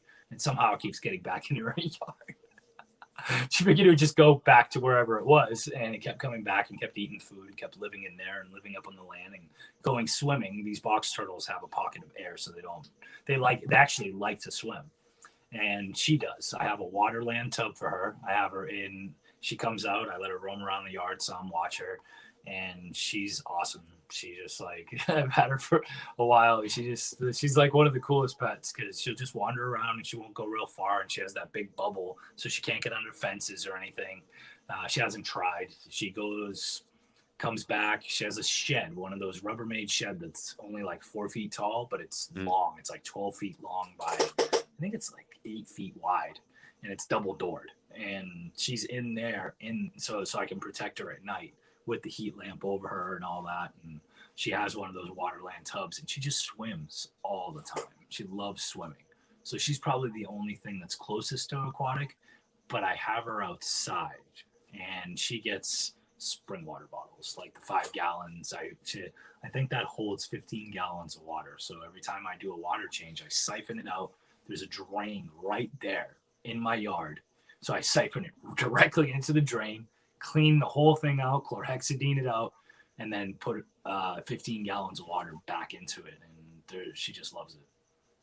I treat her real nice. I can't have her out full time in the yard because I can't trust, like, there's coyotes and stuff around here. And big birds. Yeah, there's real big birds too, so I have to be out there when she's roaming around. Let's see, they got because you're in California, right? Yeah, I'm in San Diego. So they got those the condors. Yeah, there's condors. There's I mean, even the crows will pick up a turtle and try to eat it. Crows are brutal here, man. Like they're big fat crows. Then we got the crows. We've got there's definitely a few kind of wild birds. There's lots of owls. I hear these owls all the time. I hear the screeching and the hooting all the time. So what about like hawks and stuff? Yeah, hawks and eagles. There's like a few kinds of hawks too. And where I live is it's right near a big protected area called Mission Trails, and there's eagles, hawks, there's all kinds of stuff out there. So, and it's real close, so they can if they spot it, they can spot food moving around. We got bald eagles here. We got there's red-tailed hawks. Yeah, I don't think there's red-tailed hawks. I think there's ospreys here. I've seen quite a bit. Oh, really? That's cool. I've seen egrets. Like they're always flying around those like stork-looking things. I see those around. I'm not too far from the water, and for here, there's just like all kinds of weird. I get hummingbirds constantly. Like there's all kinds of things that come into my yard. So I have to like make sure nothing is actually out. Like I have a rack system outside, because I don't want to keep everything under fake light. I decided to go with this system. I bought it off of my friend. It's 4 levels on each rack. I have 2 of them. They're steel racks with bins that are 36 by 24 by 10 inches tall, and they slide in and they're protected by steel, so like an eagle could try to get at my turtles and it's not going to happen. I put every day I rotate my bearded dragons. I have 10, 9 of which can actually go outside. So there's 5 spots for bearded dragons out there, so I put those in a rotation outside every other day. So everybody's getting at least sun like 3-4 times a week. I want natural sunlight. I get a ton of natural sunlight here. It makes a huge difference. Why not utilize it, right? The garage stays at a nice balmy 90 degrees all the time. It's like during the day, it could be like 70 degrees outside, but it's not insulated. So it's like 90. Oh, well, I don't have to heat anything. It's like everybody's cool. Everybody's good. Nobody's too hot. Everything's cool. If it does get too hot, I mean, I'm a smart guy. That's my air conditioner. I'm sitting on top of the fridge next to the freezer, but I got the AC, so I can keep it at whatever temperature I want. I have heaters. I have AC. You can probably see the blue fan. That's my exhaust fan. Garage door opens. It's like a 180 square foot garage. It's huge. It's like a 2.5 car. I can put a motorcycle and a couple cars in there. So I utilize the whole thing. Yeah, I would too. That's awesome. As you see, that's what I need. I need to get a garage again, man. Now it's not insulated, so wintertime had to have the heaters on. Keep everybody on, and that's on top because I wanted ambient heat in here as well. And during that time, I didn't have Crested Geckos. I just started getting into Crested Geckos, and I like them a lot. I told you I got those 4. I want like little. I got it was funny because I also went to this little tiny pop-up show that there was only like 6 vendors there. Everybody's got masks on. Everybody's staying away from each other, being worried. I walked up to, I've often like volunteered for San Diego Herpetological Society. Yeah. I like going to the meetings. I'm a member. I volunteered. I take things in, foster them, adopt them out. So they had my actual first one, and they told me they had a male, and it was a male and female that were in a university classroom that were put together from separate tanks by someone that worked there, took them home, and didn't realize there was 2 babies in there underneath in the substrate and under the oak leaves and stuff in this, like the soil. Had no idea, took them to the San Diego Herpetological Society. They find 4 Crested Geckos, 2 adults, 2 babies. They thought they had 2 adults. So they adopt out the female and one of the babies. And at this little pop-up, they had the male and one of the babies. And they had already named them Tater and Tot. I was like, that's freaking hilarious. Like, I'll take Hell it. yeah. They're like, can you please take these guys? And I was like, yeah. So those are my first 2. Right now I have 15 Crested Geckos. I really like the Crested Geckos. They're They just are real cool. not Yeah. here.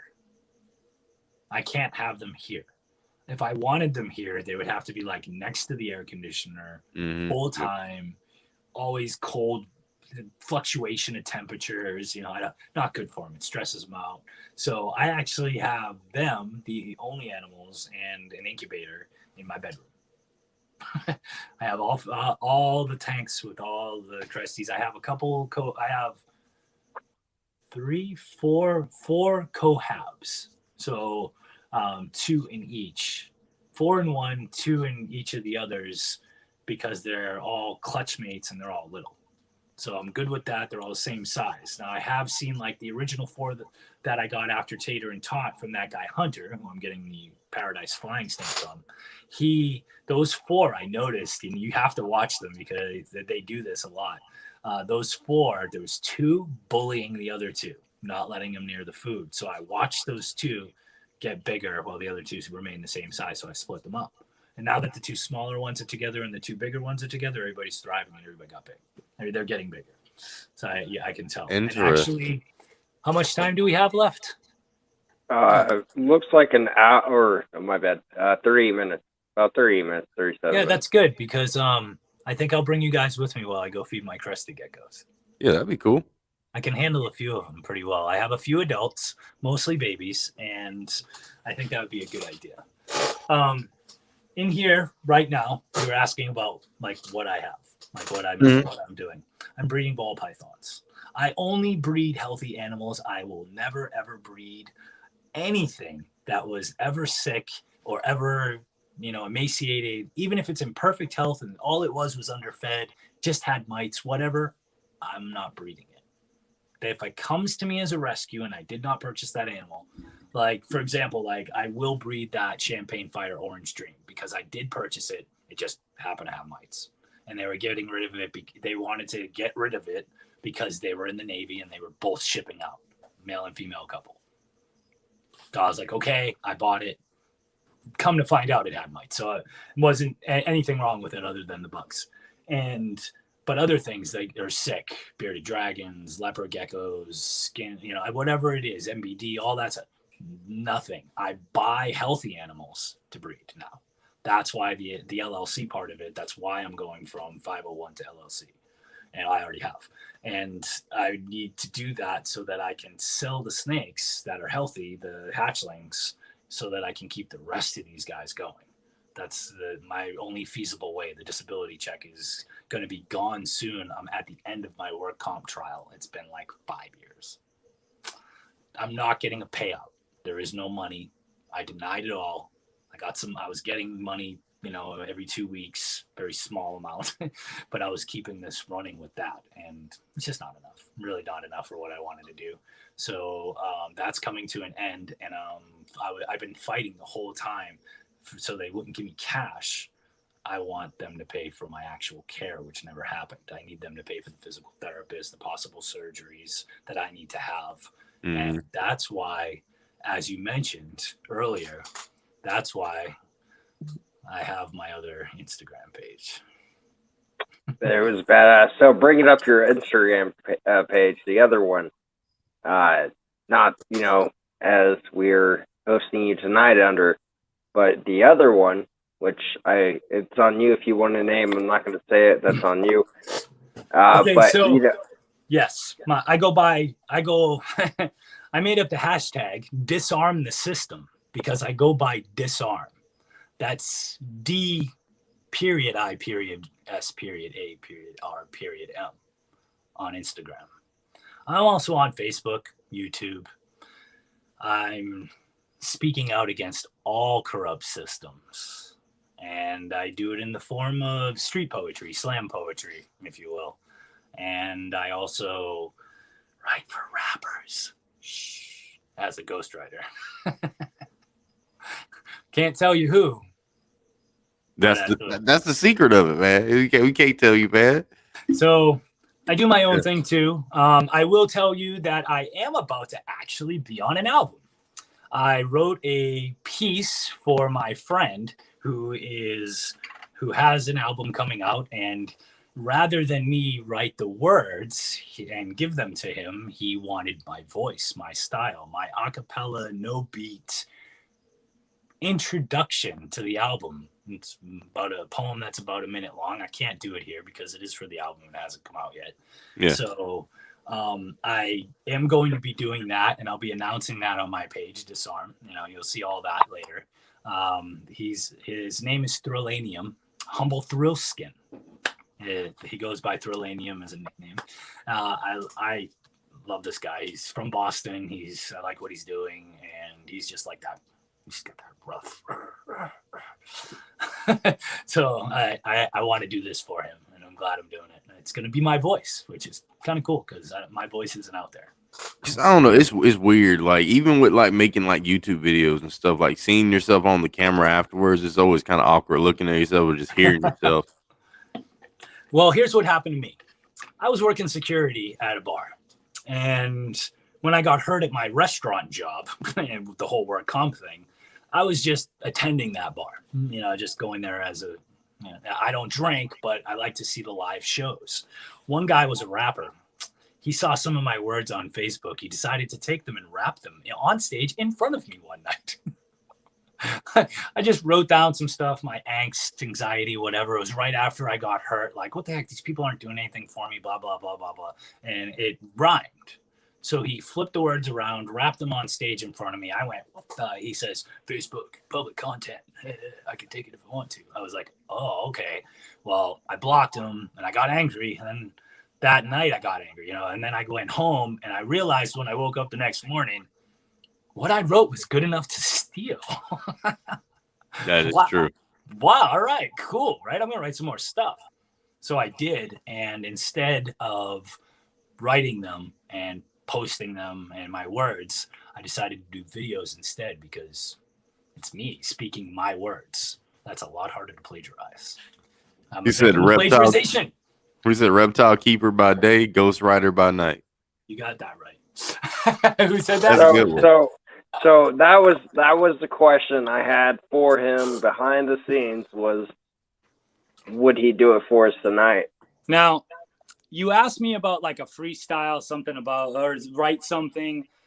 I'd actually like to do that one that I was telling you about. The only thing that I've actually ever memorized that I don't have written down in front of me. The one thing that I did to get me the writing job, the discovered whatever, the open mic night that I performed, and a guy walked up to me and said, "Hey man, do you want to be a rapper?" I was like, no. He was like, go on tour, all that. I've done security for bands, for rappers. I've actually done bodyguard work like that, and I've toured with them. I know what that life is like, and I had young children. I was like, nah, that's not my thing. He said, well, what about writing? Will you write for, for my people? Because you got flow. And I was like, all right, cool. Yeah, do it. Let's do it. So I did. But he saw one thing. The one thing that I memorized, the one thing that like touched me the most. I can't take pills. Are you cool with me doing it, David? Yeah. I can't take pills. This is not the rhyme, but I can't I can't take Tylenol. I can't take Advil. I can't digest them. I also can't digest meat. Apparently, I lack an amino acid. So I'm a strict vegetarian. Makes it real easy to feed bearded dragon salad every day. So I told them that. I told the doctors, I cannot do that. I can't take all these pills. I can't take these 4 pain pills and muscle relaxers. Maybe if you got me liquid, but I don't really want to do it because I have things that won't go on in my life that, you know, my dad died from pills, kidney failure, because he was taking pills after he hurt his back and he was a heavy drinker, didn't know it was going to affect him that way. It happened. So my brother later on, opioid addiction. So I didn't want him. I didn't even want him. I told him no. They said, here's another pill that'll help your stomach to digest them. It'll, you know, facilitate that. So I wrote this thing. I called it healing pills. Goes like this. Your healing pills, they keep making me sick, wading through my existence and my thoughts are thick. Barely living, I can feel the feeling fading without focus or a problem fix. Go ahead and keep those temporary bandages. The pain is sharp, but my mind cannot become damaged. I'd rather feel pain and strife every day than mask life and live it this way. My brother died. Pills took him, but they won't get me because I won't let him.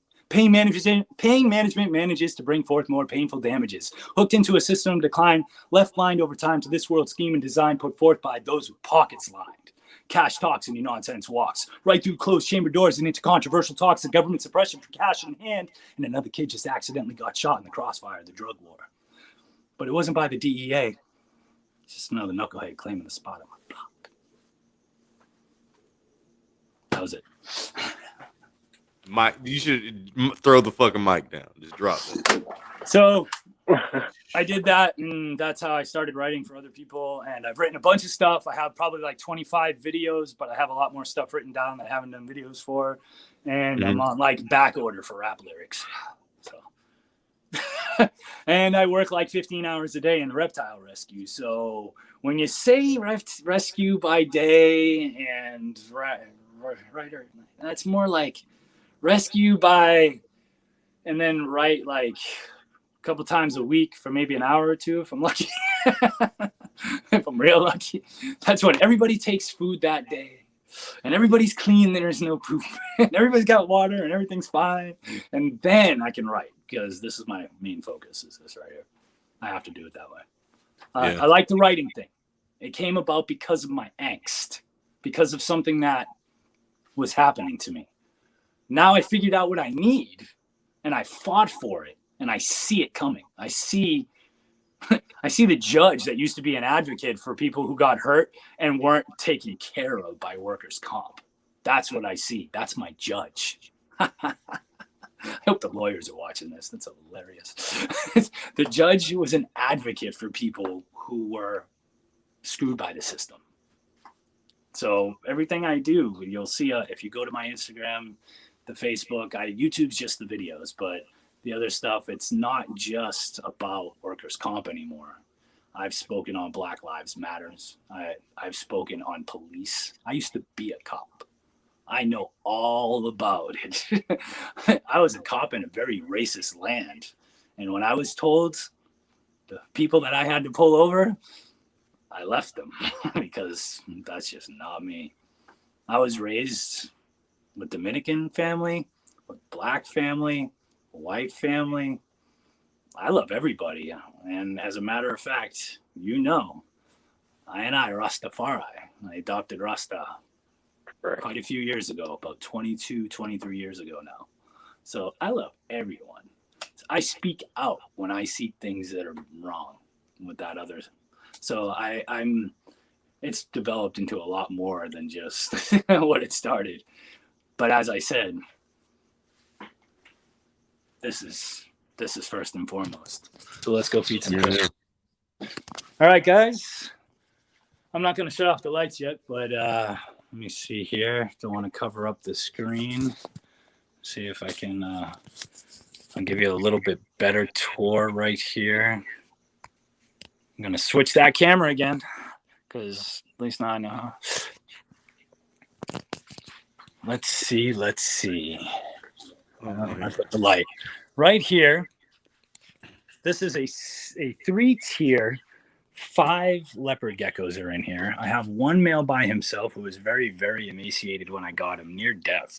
Like, this guy was really bad. He didn't want to eat. I actually had to assist feed him crickets, and now he's a voracious eater. And I don't see where he is. There he is. I don't know if you can see him in there. Yeah, I can see him. He's sitting there looking at it. There we go. So I have video of him and I, and this guy is just like, he's super friendly. Come on up, bud. He'll just climb out under my hand usually. Come on.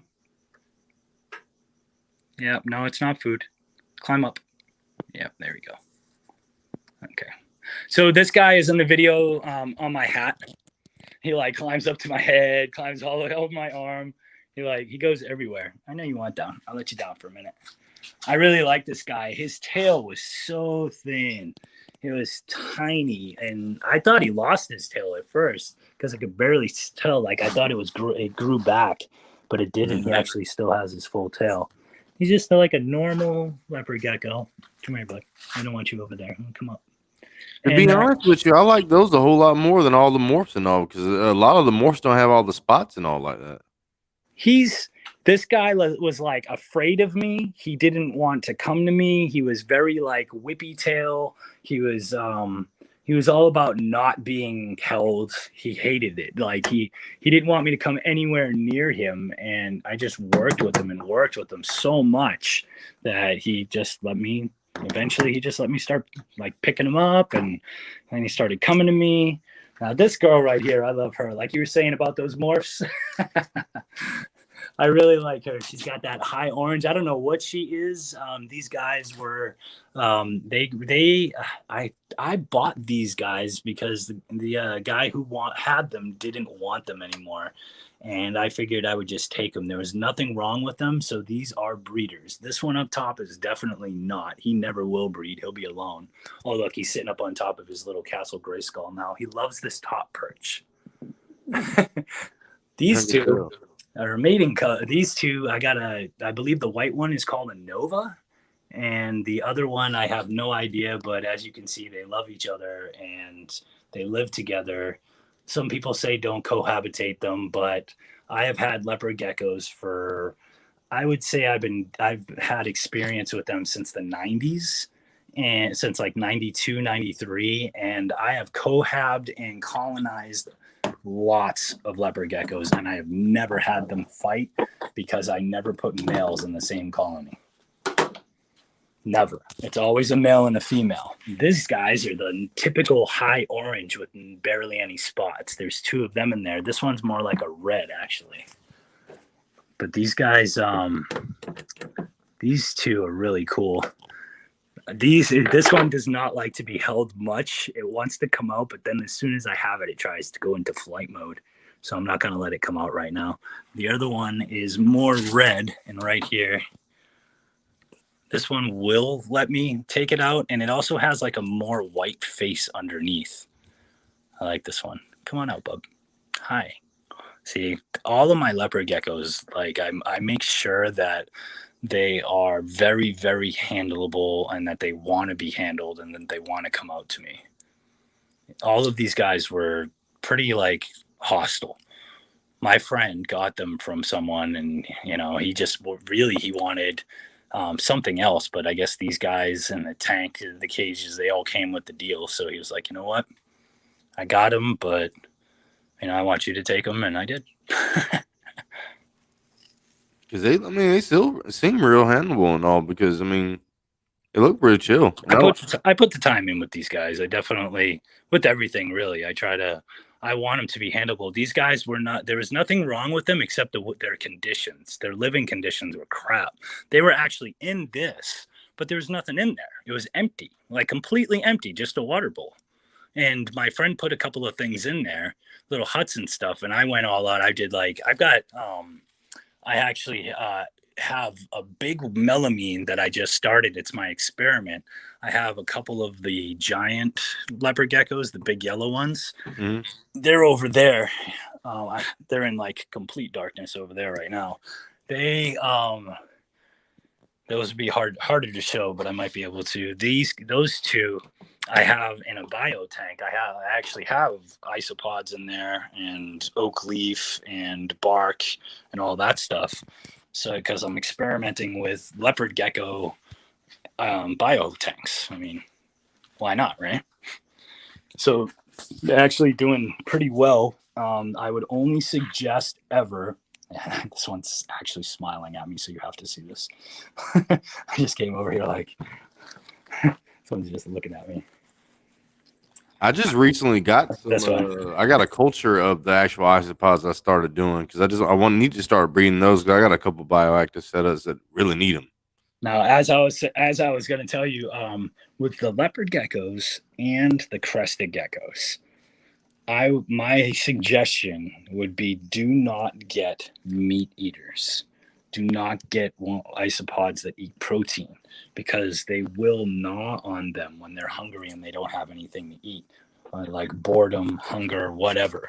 Mm-hmm. I specifically use only the dwarf whites and the powder blues, both of which are vegetarian, but they eat the poop. So that's the main thing. Yeah, they eat the poop. So that's all that really. And I often also use buffalo beetles. They're fast enough and crunchy enough that they're not very appetizing to the leopard geckos. So those will also. Okay, so you're doing that thing again. Check. I'm gonna post up a video of this. I have a really cool video that I have not posted yet, and I'm going to, because every other day, for some weird reason, I don't know what it is with these guys, and maybe you can find out at underground, whatever. I have not found the research as to why these things go completely white. They don't shed it off. They just go white, and then they go back to color. I don't understand. I have video of this one in head to tail, completely white. The way that I have not found a shed. Both of them shed in the water, and it looks like cottage cheese. Pieces of cottage cheese. It's disgusting. I have to change the water so often. That's one of the grossest things about these guys.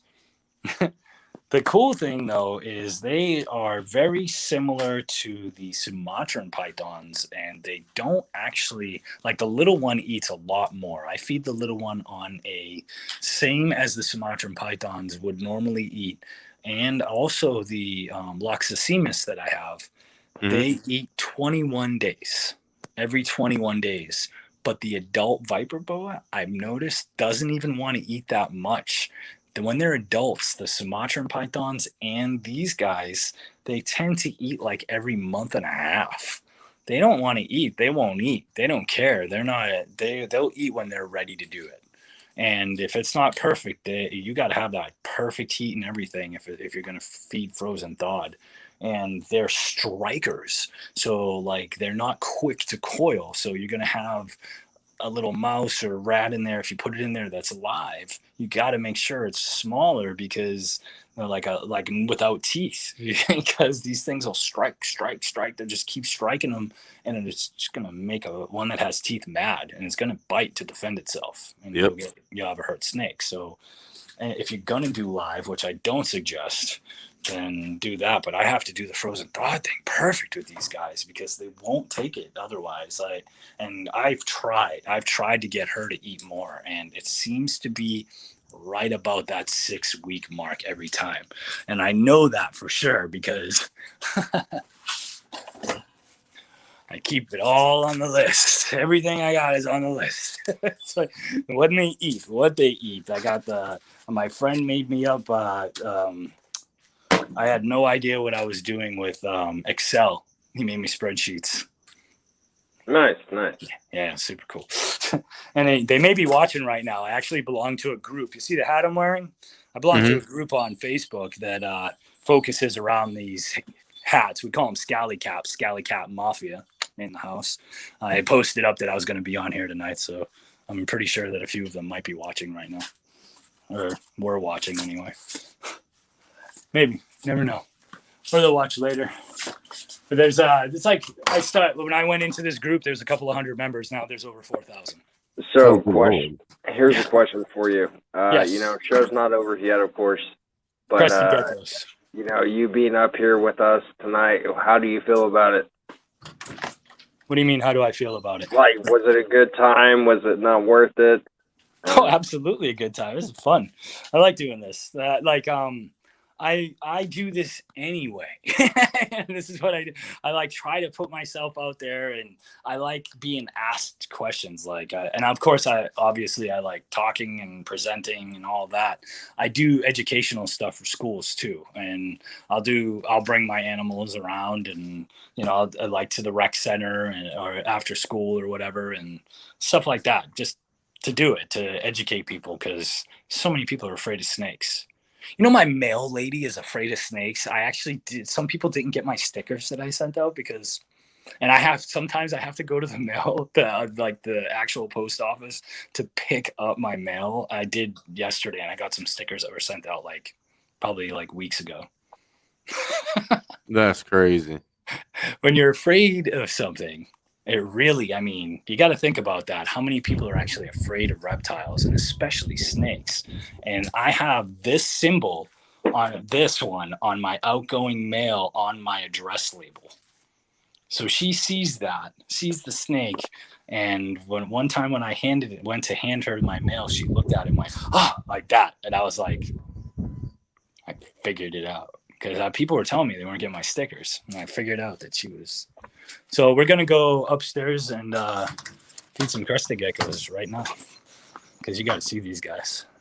Hell yeah. And my wonderful girlfriend is here.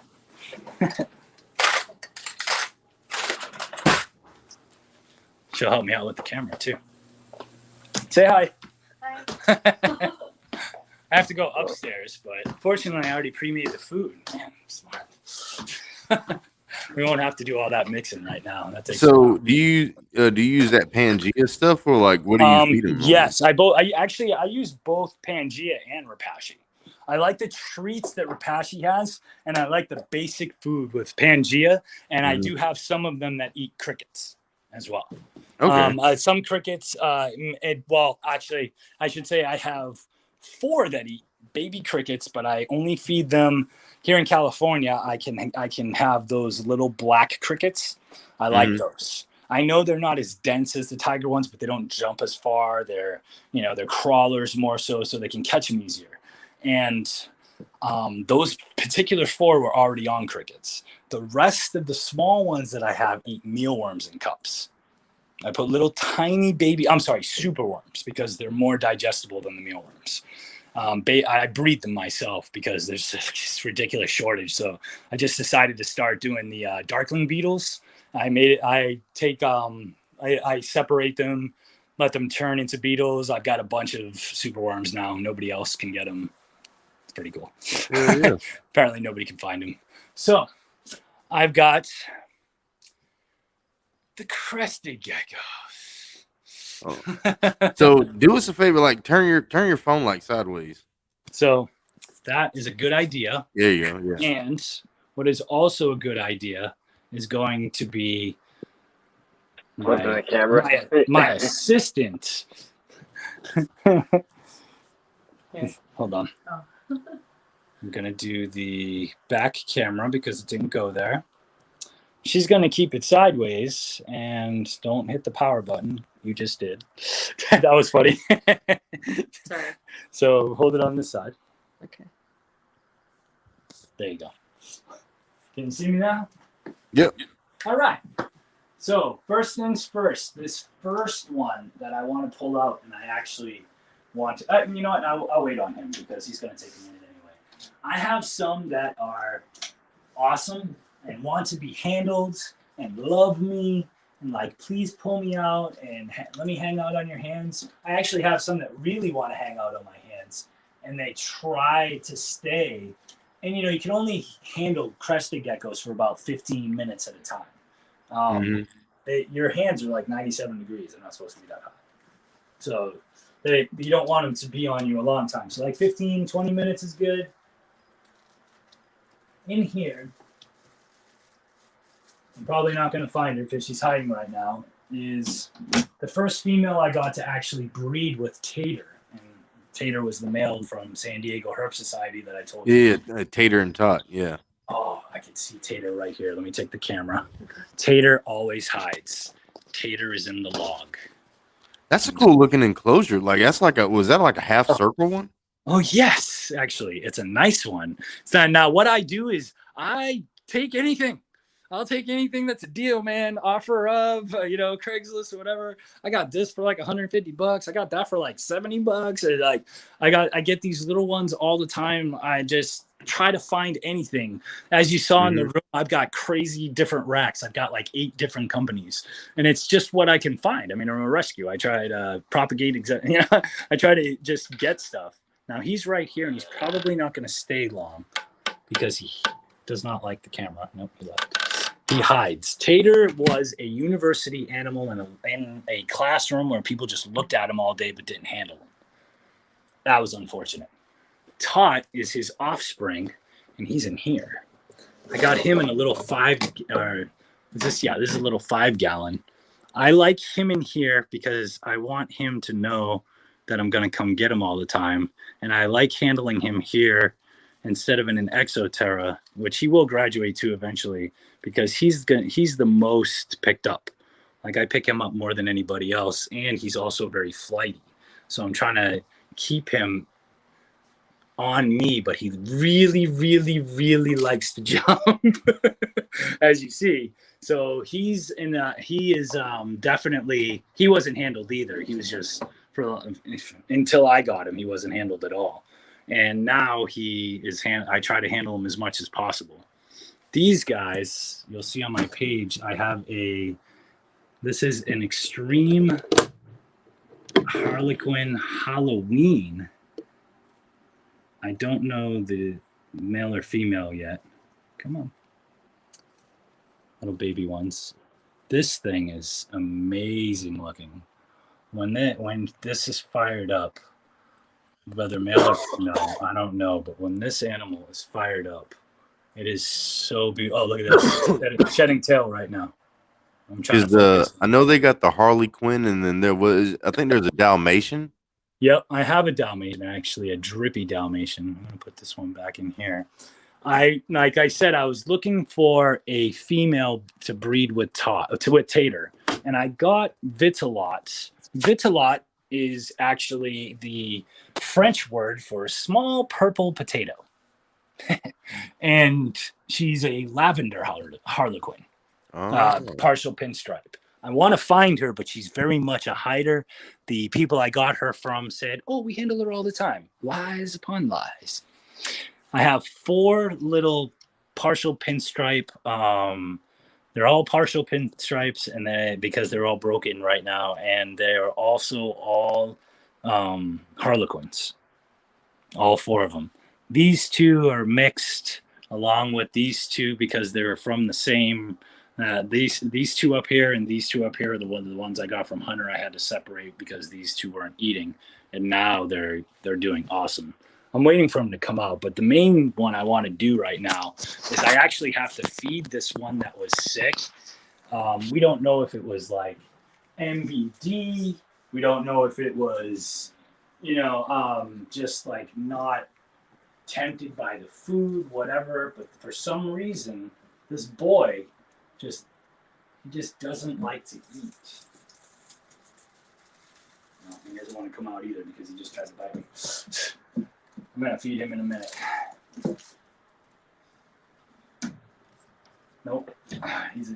So for some reason, he doesn't want to, I can hold him, I can feed him by hand, and for some reason he does not, he has his moods where he won't take any food at all, and I have to make him eat it off of my finger. And I don't know why, but that's how he came to me, and this is only the second time when I went to grab him, he just bit me. So I'm not gonna. And this one, Vitalot, the purple potato one, also tries to bite me. She's got me a couple times in the palm of my hand. Ooh. These are animals I have to handle on a consistent basis, and it's the little ones I'm handling even more so because I don't want them to be like these guys. That's what happens when you don't handle your animals. You end up with animals that don't want to be held. They're defensive, and especially snakes. Mm-hmm. But I want to tame down these Crested Geckos enough that I can handle all of them. This particular one is the Dalmatian, and it was handled. My friend is Brody. He goes by Lee Repti, Leerepti on Instagram. And I like him. He's a cool guy. We've talked a lot. And he had this female for me. If I can find, oh, there she goes. I see you. Come here. She's pretty handleable. She doesn't really want to be, but once I have her and I have her out, she doesn't really try to go too far. She's called a drippy. She's a drippy Harlequin. I'm sorry, she's not a Dalmatian. She's a drippy Harlequin something or other. I don't remember the whole full name. I'm new to the Crested Gecko morphs, and I know some of them isn't morph. It's visual. Mm-hmm. So it's not actual genetics. So it's all about the visuals. But this is definitely the oldest female and will be the first mate for Tater. Nice. I really like them. They're really dope. They're really nice little geckos, man. I'm really into geckos. I have a day gecko myself. These guys, I like the leopard geckos because of how docile they are, how friendly they can be, and all that. But I don't like the claws, Yeah. The other cool thing I really like about leopard geckos is they don't carry salmonella. A lot of lizards do. So in their claws, they won't. I would still obviously recommend, because of other bacteria, to always. You're gonna jump? Maybe. I would always recommend, of course, sanitizing your hands, like I will. You coming? More like a crawler than a real jumper. But with the leopard geckos, they don't carry it. They don't carry the coccidia, and they don't carry salmonella, which is good because that means they can eat any crickets. I didn't know that. That's interesting. Don't go catch crickets outside. They could be infected with the pesticides, but they can eat crickets without. I treat my crickets actually. That's a good point to bring up too. I actually treat crickets that I'm feeding animals with pumpkin. Pumpkin is a natural thing to get rid of those nasty. I forget exactly what it gets rid of, but stuff that makes these lizards sick. And snakes too. They can have the same kind of whatever it is, some kind of parasite. And because of that, I give them the pumpkin, I give it to the crickets. And especially for example, the Solomon Island ground boas, I feed them lizards. So I give the crickets the pumpkin and the crickets detoxifies the lizards that I'm feeding them, the anoles. And then the anoles go into the snakes, and that also in turn detoxifies the snakes for whatever that parasite is. Yep. Circle of life, baby. What you doing? You chilling? She's firing up. Can you see all that pattern? Isn't that cool? Mm-hmm. I've definitely been looking into getting one of these because I really like the Crested Geckos, and I also I want to get a couple different day geckos because I got one, but my first day gecko right there has got the tattoo. Oh man. Go ahead and go for that. I love day geckos, but they're not super handleable. They're not. No. These guys, you can get them to be that way. Definitely. Because what I'll normally do is I got a piece of plexiglass and I'll nudge him on his tail and get him to walk on it. And then I'll get him to move around and stuff. So I don't really have to touch him too much. That's a good idea. Yeah. And when they try to fight their skin, this one, I like how she anchors on with her tail. I noticed that when you were holding them. They're prehensile tailed. They'll do that, but they also will drop their tail in a heartbeat. They don't regrow them either. No, they do not. Yeah. That's when they call them frog butts. I have not one single one without a tail. I was watching a video. Some people say they some people pinch their tails off. I was like, why would you do that? That's silly. Just to like make them lose them so they don't lose them later, I guess. I don't know. Yeah. I would never do that to an animal. Yeah. Because it's when it breaks off like that, it can be painful. What you doing? She likes going up on my neck, my head, like on my hat and stuff. She's funny. She tries to get up on my head, and she tries to like get to the back of my hat. And she's constantly licking. Let's see if we can get It's that gecko life, man. That's what they do. Gecko life. So right here, if I can do it, I'm going to take the camera for a second so Melissa can open that container for me because I actually don't know my own strength. It was hard, wasn't it? She laughed. Can you take that again? Where my fingers are? There you go. You want to eat?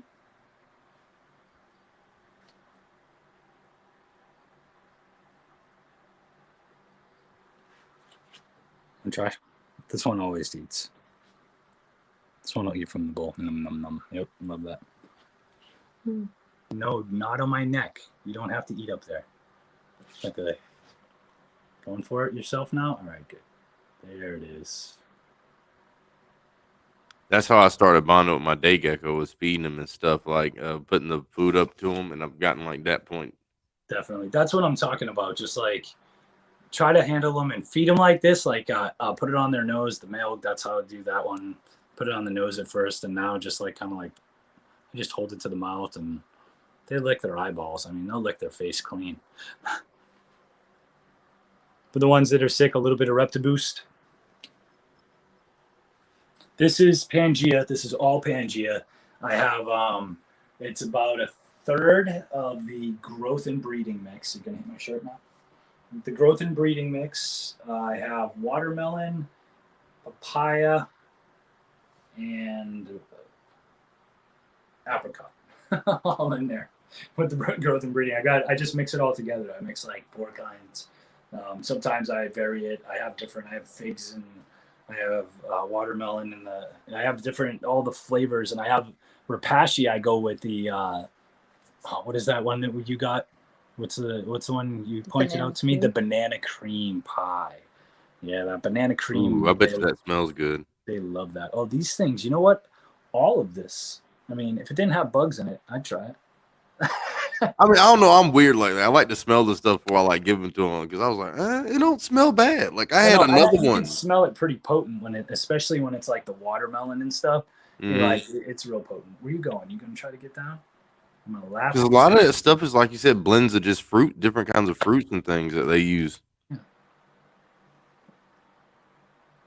So if you're worried about a crested gecko jumping, just put your hand up in front of them. They usually just jump right to your hand.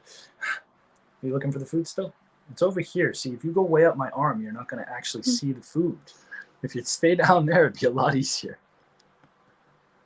You go, boop, eat the food.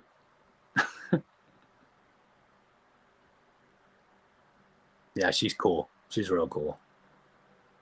She's nowhere near breeding size. That's not going to happen for quite a while. But she is the biggest female that I have. And the most handleable, so she'll definitely be my first breeder. She's real relaxed. Now, we have Tater, we have Tot. We named her, the purple one, the lavender, Vitalot. There's actually 2 words for the Japanese yam, the Japanese spotted yam. Actually, I think she is drippy Dalmatian. I think she's got Dalmatian in her. It looks like it. That's what I was think she might. at. Yeah, I think that too. I would have to ask Brody. I think she's got the Dalmatian spots. Yeah, she does actually on the top. She's Dalmatian, drippy, Harlequin too, I think. And definitely has this pinstripe going on, but she's not full pink. You can see that it's partial because it's broken up right there.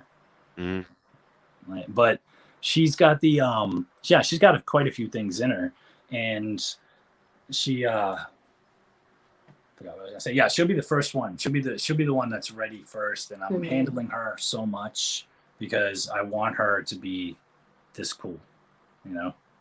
Heck yeah, for sure. Huh? Oh, her name. 2 words. I don't know if I'm pronouncing it right, but I know the last part of it. It's there's 2 names for the Japanese yam that's spotted, and it's Yamaimo, and I believe it's Nagamamo or something like that. So we just went with because there's 2 versions of this, we just went with Mimo. Hey, there you go. For sure. So this is Mimo. Hi. Say hi, Mimo. She's like, I'm going to hit that phone. And we've got Mimo, Vitalot, Tater, Tot, and don't ask me about the other ones because we're not even there yet. Except for the Halloween. We're just going to call... I've already decided, because I am from Massachusetts, I'm sure you can see these two tattoos right now. Mm-hmm. Because I am from I'm outside of Boston, Massachusetts, I am, I have an extreme Harlequin Halloween. Why would I not name that one Salem? I would. Hell yeah. I'm from Lynn, Massachusetts. It's right next to Salem. Salem was where it's Halloween town. It's literally from October 1st to November 1st. It's straight up Halloween. I can only imagine because the whole month. You can't drive through that town. You cannot drive. You have to go there and walk. Take a train in from another little town like Lynn or Peabody or Beverly. You take the train into Salem because you cannot drive. How big of a town is it really? Like, not really that big. I'm gonna put her back because we're about that time limit right now for her. I don't want her to get too warm. But we can see her go right back in there. I'm not going to feed him right now because I'm not getting bit. But I wanted you to see her for sure. And I'm glad I got her out because she's a hider. I also wanted to show you this. My friend Shelby I mentioned earlier, the DWR, she made these for me, and I have 7 of them. And they're utilizing them. There's little hammocks. And the Crested Geckos like the little hammocks. It's the funniest thing. I've seen that. I was wondering what that was. I figured it was like a hammock or something. It's a hammock, and they're so cute. She sent me like 7 of them to try them out, to test them. And yeah, sure, they're winners with about 4 of the Leopard Geckos. I'm not Leopard, the 4 of the Crested Geckos. So, and the other ones, the little baby ones, I haven't put it in there yet. I've only actually done the bigger ones that can go in there. I did one in the one that has 4, and I've seen one go back there more than once to check it out and like lay in it and stuff. It's funny. I like watching these guys, and I like that they're up in the bedroom because I can, after I'm done with my day and I'm just chilling watching TV or whatever, I also like all of a sudden you'll hear thunk on the glass and oh look, this one's out. You always hear that thunk, and especially in the middle of the night when we're sleeping, we have to sleep with the fan on, and we still hate that because it scares the shit out of me. Because my frogs do that, and the gecko, you just hear thunk, like you said. You're like, what in the world was that? It's it is hilarious. Listen on the glass. I hear it all the time, and I actually just laugh. I mean, it's the middle of the night. I'm sleeping. I hear this, and I just laugh. I just crack up at it. But yeah, I have like all different shapes, assorted sizes of these, but this is probably the coolest one right here. I do like that one a lot. Yeah. And now I put this on top so he like feels like he's underneath. Like, and I move this one and it's this, I love these, every top I can spray through. Every single one of them. And I open up his and the bigger ones to spray through the doors, but like these tops are perfect. I mist everybody twice a day, 2 to 3 times a day. They like the mist. And yeah, this thing, I feel like it's probably, even though this square one is really cool, it's kind of big in here. And this one is great for like a low profile. I mean, my TV's halfway in front of it, Like I like how low profile it is, but still has plenty of space in there. I ended up picking it up I was wrong. I just remembered a friend of a friend on Facebook had it up here. He had it up on Facebook and it was $40. Oh. Yeah, heck yeah, I'd have bought that too. Chlorhexidine and sunlight definitely takes care of everything that is, not wanted. It'll burn off everything. I gotta get some of that stuff, that chlorhexidine stuff. I think they sell that at Tractor Supply. Man, you can get it anywhere. I get it on Amazon. Not that I want to promote them, but I get it on Zon. I just get it. It's like $20 for a gallon, and I just do like, I don't know, 3 tablespoons per. I do it strong. I do it stronger than most because I'm really trying. Yeah, some of these things, some of these animals, including a few of the ball pythons, I have come to me sick. So I've done what I can to keep it as clean as possible. And I wanted to. I do like a 3 tablespoon to 32 ounce Zep bottle, like from Home Depot. I do those in warm water, and I always use. I do like the dispensed water. We have one of the water machines, so I always use that. There's a video of Bella. I'm giving Bella water, and the easiest way to give him water, because he's super curious and just like pushes. He's a brute, man. 8-foot snake. He just like pushes his way out of the tank because he feels like it. So yeah, I wait till he's eating, and then I change the water out, and it's real easy to do. And this snake gets 2.5 gallons of water every time. So it's like one of those 5-gallon jugs. I just pour like half of that into his water bowl, and he fits in the water bowl perfectly. 2.5 gallons of water. I can imagine what it's like for people with retics. They probably got like 20 gallons, like they're. Yeah, that's what I'm saying. You gotta have a huge water bowl, even like anacondas. Like, oh yeah. Ugh. So I'm glad that I have had retics. I have had big snakes. I have had large alligators, but I'm kind of glad I'm not able. Not that I'm injured, but the fact that I'm just not doing that anymore, because it is stressful. The best thing that ever happened was when people started making dwarf retics. That's like, I'm on the fence with like, does it hurt them? But at the same time, it's manageable, and that's rad because they look awesome. You thought my snake was a retic. I mean, that's like, they're awesome. I love them, but I just can't manage them myself. Not by myself. Not the way I am now. I understand. Yeah. So we reaching this. We got to the 2-hour mark, so we probably gonna get ready to call it a night here on this one right here. So. We definitely appreciate you coming out. Like, I enjoyed like sitting there talking and chatting with you the whole time. We getting to see all the different animals and stuff, and really just talking back and forth, hanging out. Like, it was super chill. Like, I really enjoyed it. Thank you, Wayne. Thank you. Yeah, definitely. I'm glad we did this, man. I'm glad this is awesome. I mean, and I've watched most of the videos now. I have to watch all of them. But yeah, I can't wait to see the future ones too. It's gonna be rad. Yeah, because dude, I'll definitely hit you up, because I want to ask you some more questions about those Crested Geckos before I actually go purchase one, because I've been wanting to get one for a long time. Hey, we'll definitely have you back up here as a guest, dude. It was kick-ass time, man.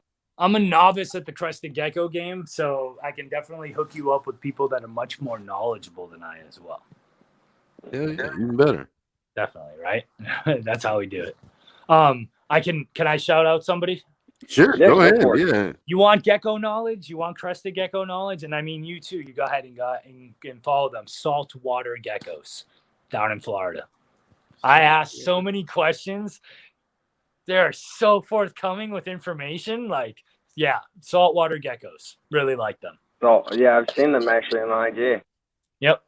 They're really cool. Man, they have some beautiful geckos. And yes, in the future, I know that some of these that I have are not all going to stay with me. All of them came to me healthy except for the one. So the rest, that some of them will be adopted out. So, the sold or adopted, whatever. I'm keeping Salem, the Halloween, so that's not going to happen. Don't ask anybody. That one's mine.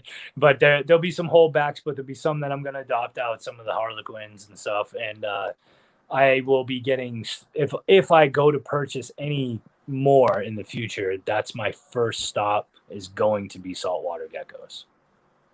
Yeah, I'll definitely go check them out. I just typed it in my phone. I like them. Very, like the conversations. Just, you should. I mean, if they'll come on, that'd be great. I don't know if they'll do that, but I don't know them that well. But the conversations I've had with them and the knowledge that they've been forthcoming with is awesome. I love people like that, because I do. If I know something, I'll talk your ear off about it. But I'll give you everything you need to know. Well, hell yeah. Like, if you got anybody else you want to shout out, you can. Or BPL, if you got anything you want to say, then we go ahead and call here. Oh, man. Some of the geckos that I actually have right now came from Josh at Calitex Exotics, Calitex. Really like him. He got me the Harlequin, the Extreme. The Halloween, I love that. I also have a few of his snakes, that Super GHI, Super Pastel Lesser Male, Gideon. Yeah. I actually am also getting a Hypo Pastel from him, a female breeder. She's got to drop her eggs for Sybil Serpents. Jacob over there, once she drops those eggs, they do their egg thing, and I get the female. And they've got a pinstripe that hooked up with my male Super GHI, Super Pastel Lesser. That's like a mouthful, but I got it down now. And that pinstripe female dropped 3 eggs, 2 slugs. I'm getting 2 of those eggs. So I actually have 3 more snakes on the way. And that's Calitex Exotics. He hooked me up. Rax. Like, he's a great guy. I really like him. He's doing Panther Chameleons. Yeah, Panther Chameleons and Crested Geckos. That's his thing now. We got to see some of those the other day, dude. Panther Chameleons are really, really cool to see. I like them a lot. Yes. You said, what was her name again? Calitex. I believe there's an underscore exotics. Calitex. That's Josh. He's my homie. Oh, yeah. Yeah. Definitely hit him up. There's so many others, man. Like my homie over in UK, Snaky Peepers. I love that dude. That's my boy. That's Ollie. He actually made me the logo, the round logo with Bella. This one was made by Bomber. He's here in San Diego. He's a designer. But the other one there that you have up is Snaky Peepers with the Z on the end. That dude's rad. Yeah, we've been friends since we met. The guy goes through stuff and I go through stuff. We talk it out. And like you guys know Barry from BS Ball Pythons. Love him too. I just met him recently, not too long ago, and we've quickly become friends and just chatted like this for hours on end. just like Instagram, chat. It's pretty cool. I met some really nice people in this community. I've been doing it for a long time, but social media has definitely changed this for me. It's definitely made it. I've seen some negative things, obviously, we all have, but there's a lot more positivity with this community than I expected. I'm really happy with it. I'm happy to be here and doing this. Yeah. Go ahead. Same here. That's why we do what we do. Definitely we'll have you up here as a guest soon. But, if you have, I'm going to say my final words. I'll let you, and then Jose will end it. I am Ball Python Love. Once again, kick-ass time tonight. Thank you, Wayne. Thank you. Appreciate it, dude. Like, a lot of knowledge, a lot of stuff you have, dude. Kick-ass collection. If you want to say anything before we end it, and then Jose will take it. Much love. Thanks for watching, everybody. Follow me if you like. Rescued Replicated Reptiles. Check them out on Instagram. But I'd like to say I do have a Facebook. I haven't done a lot with it, but it's there. Hell yeah, especially if you want to send me a message, have any questions, anything like that, I would love to help you and answer them if I have that knowledge. I'll be definitely hitting you up, brother. Anybody out there, hit me up. Oh yeah. Thank you for having me, guys. We'll end it here. Here we go. Yeah.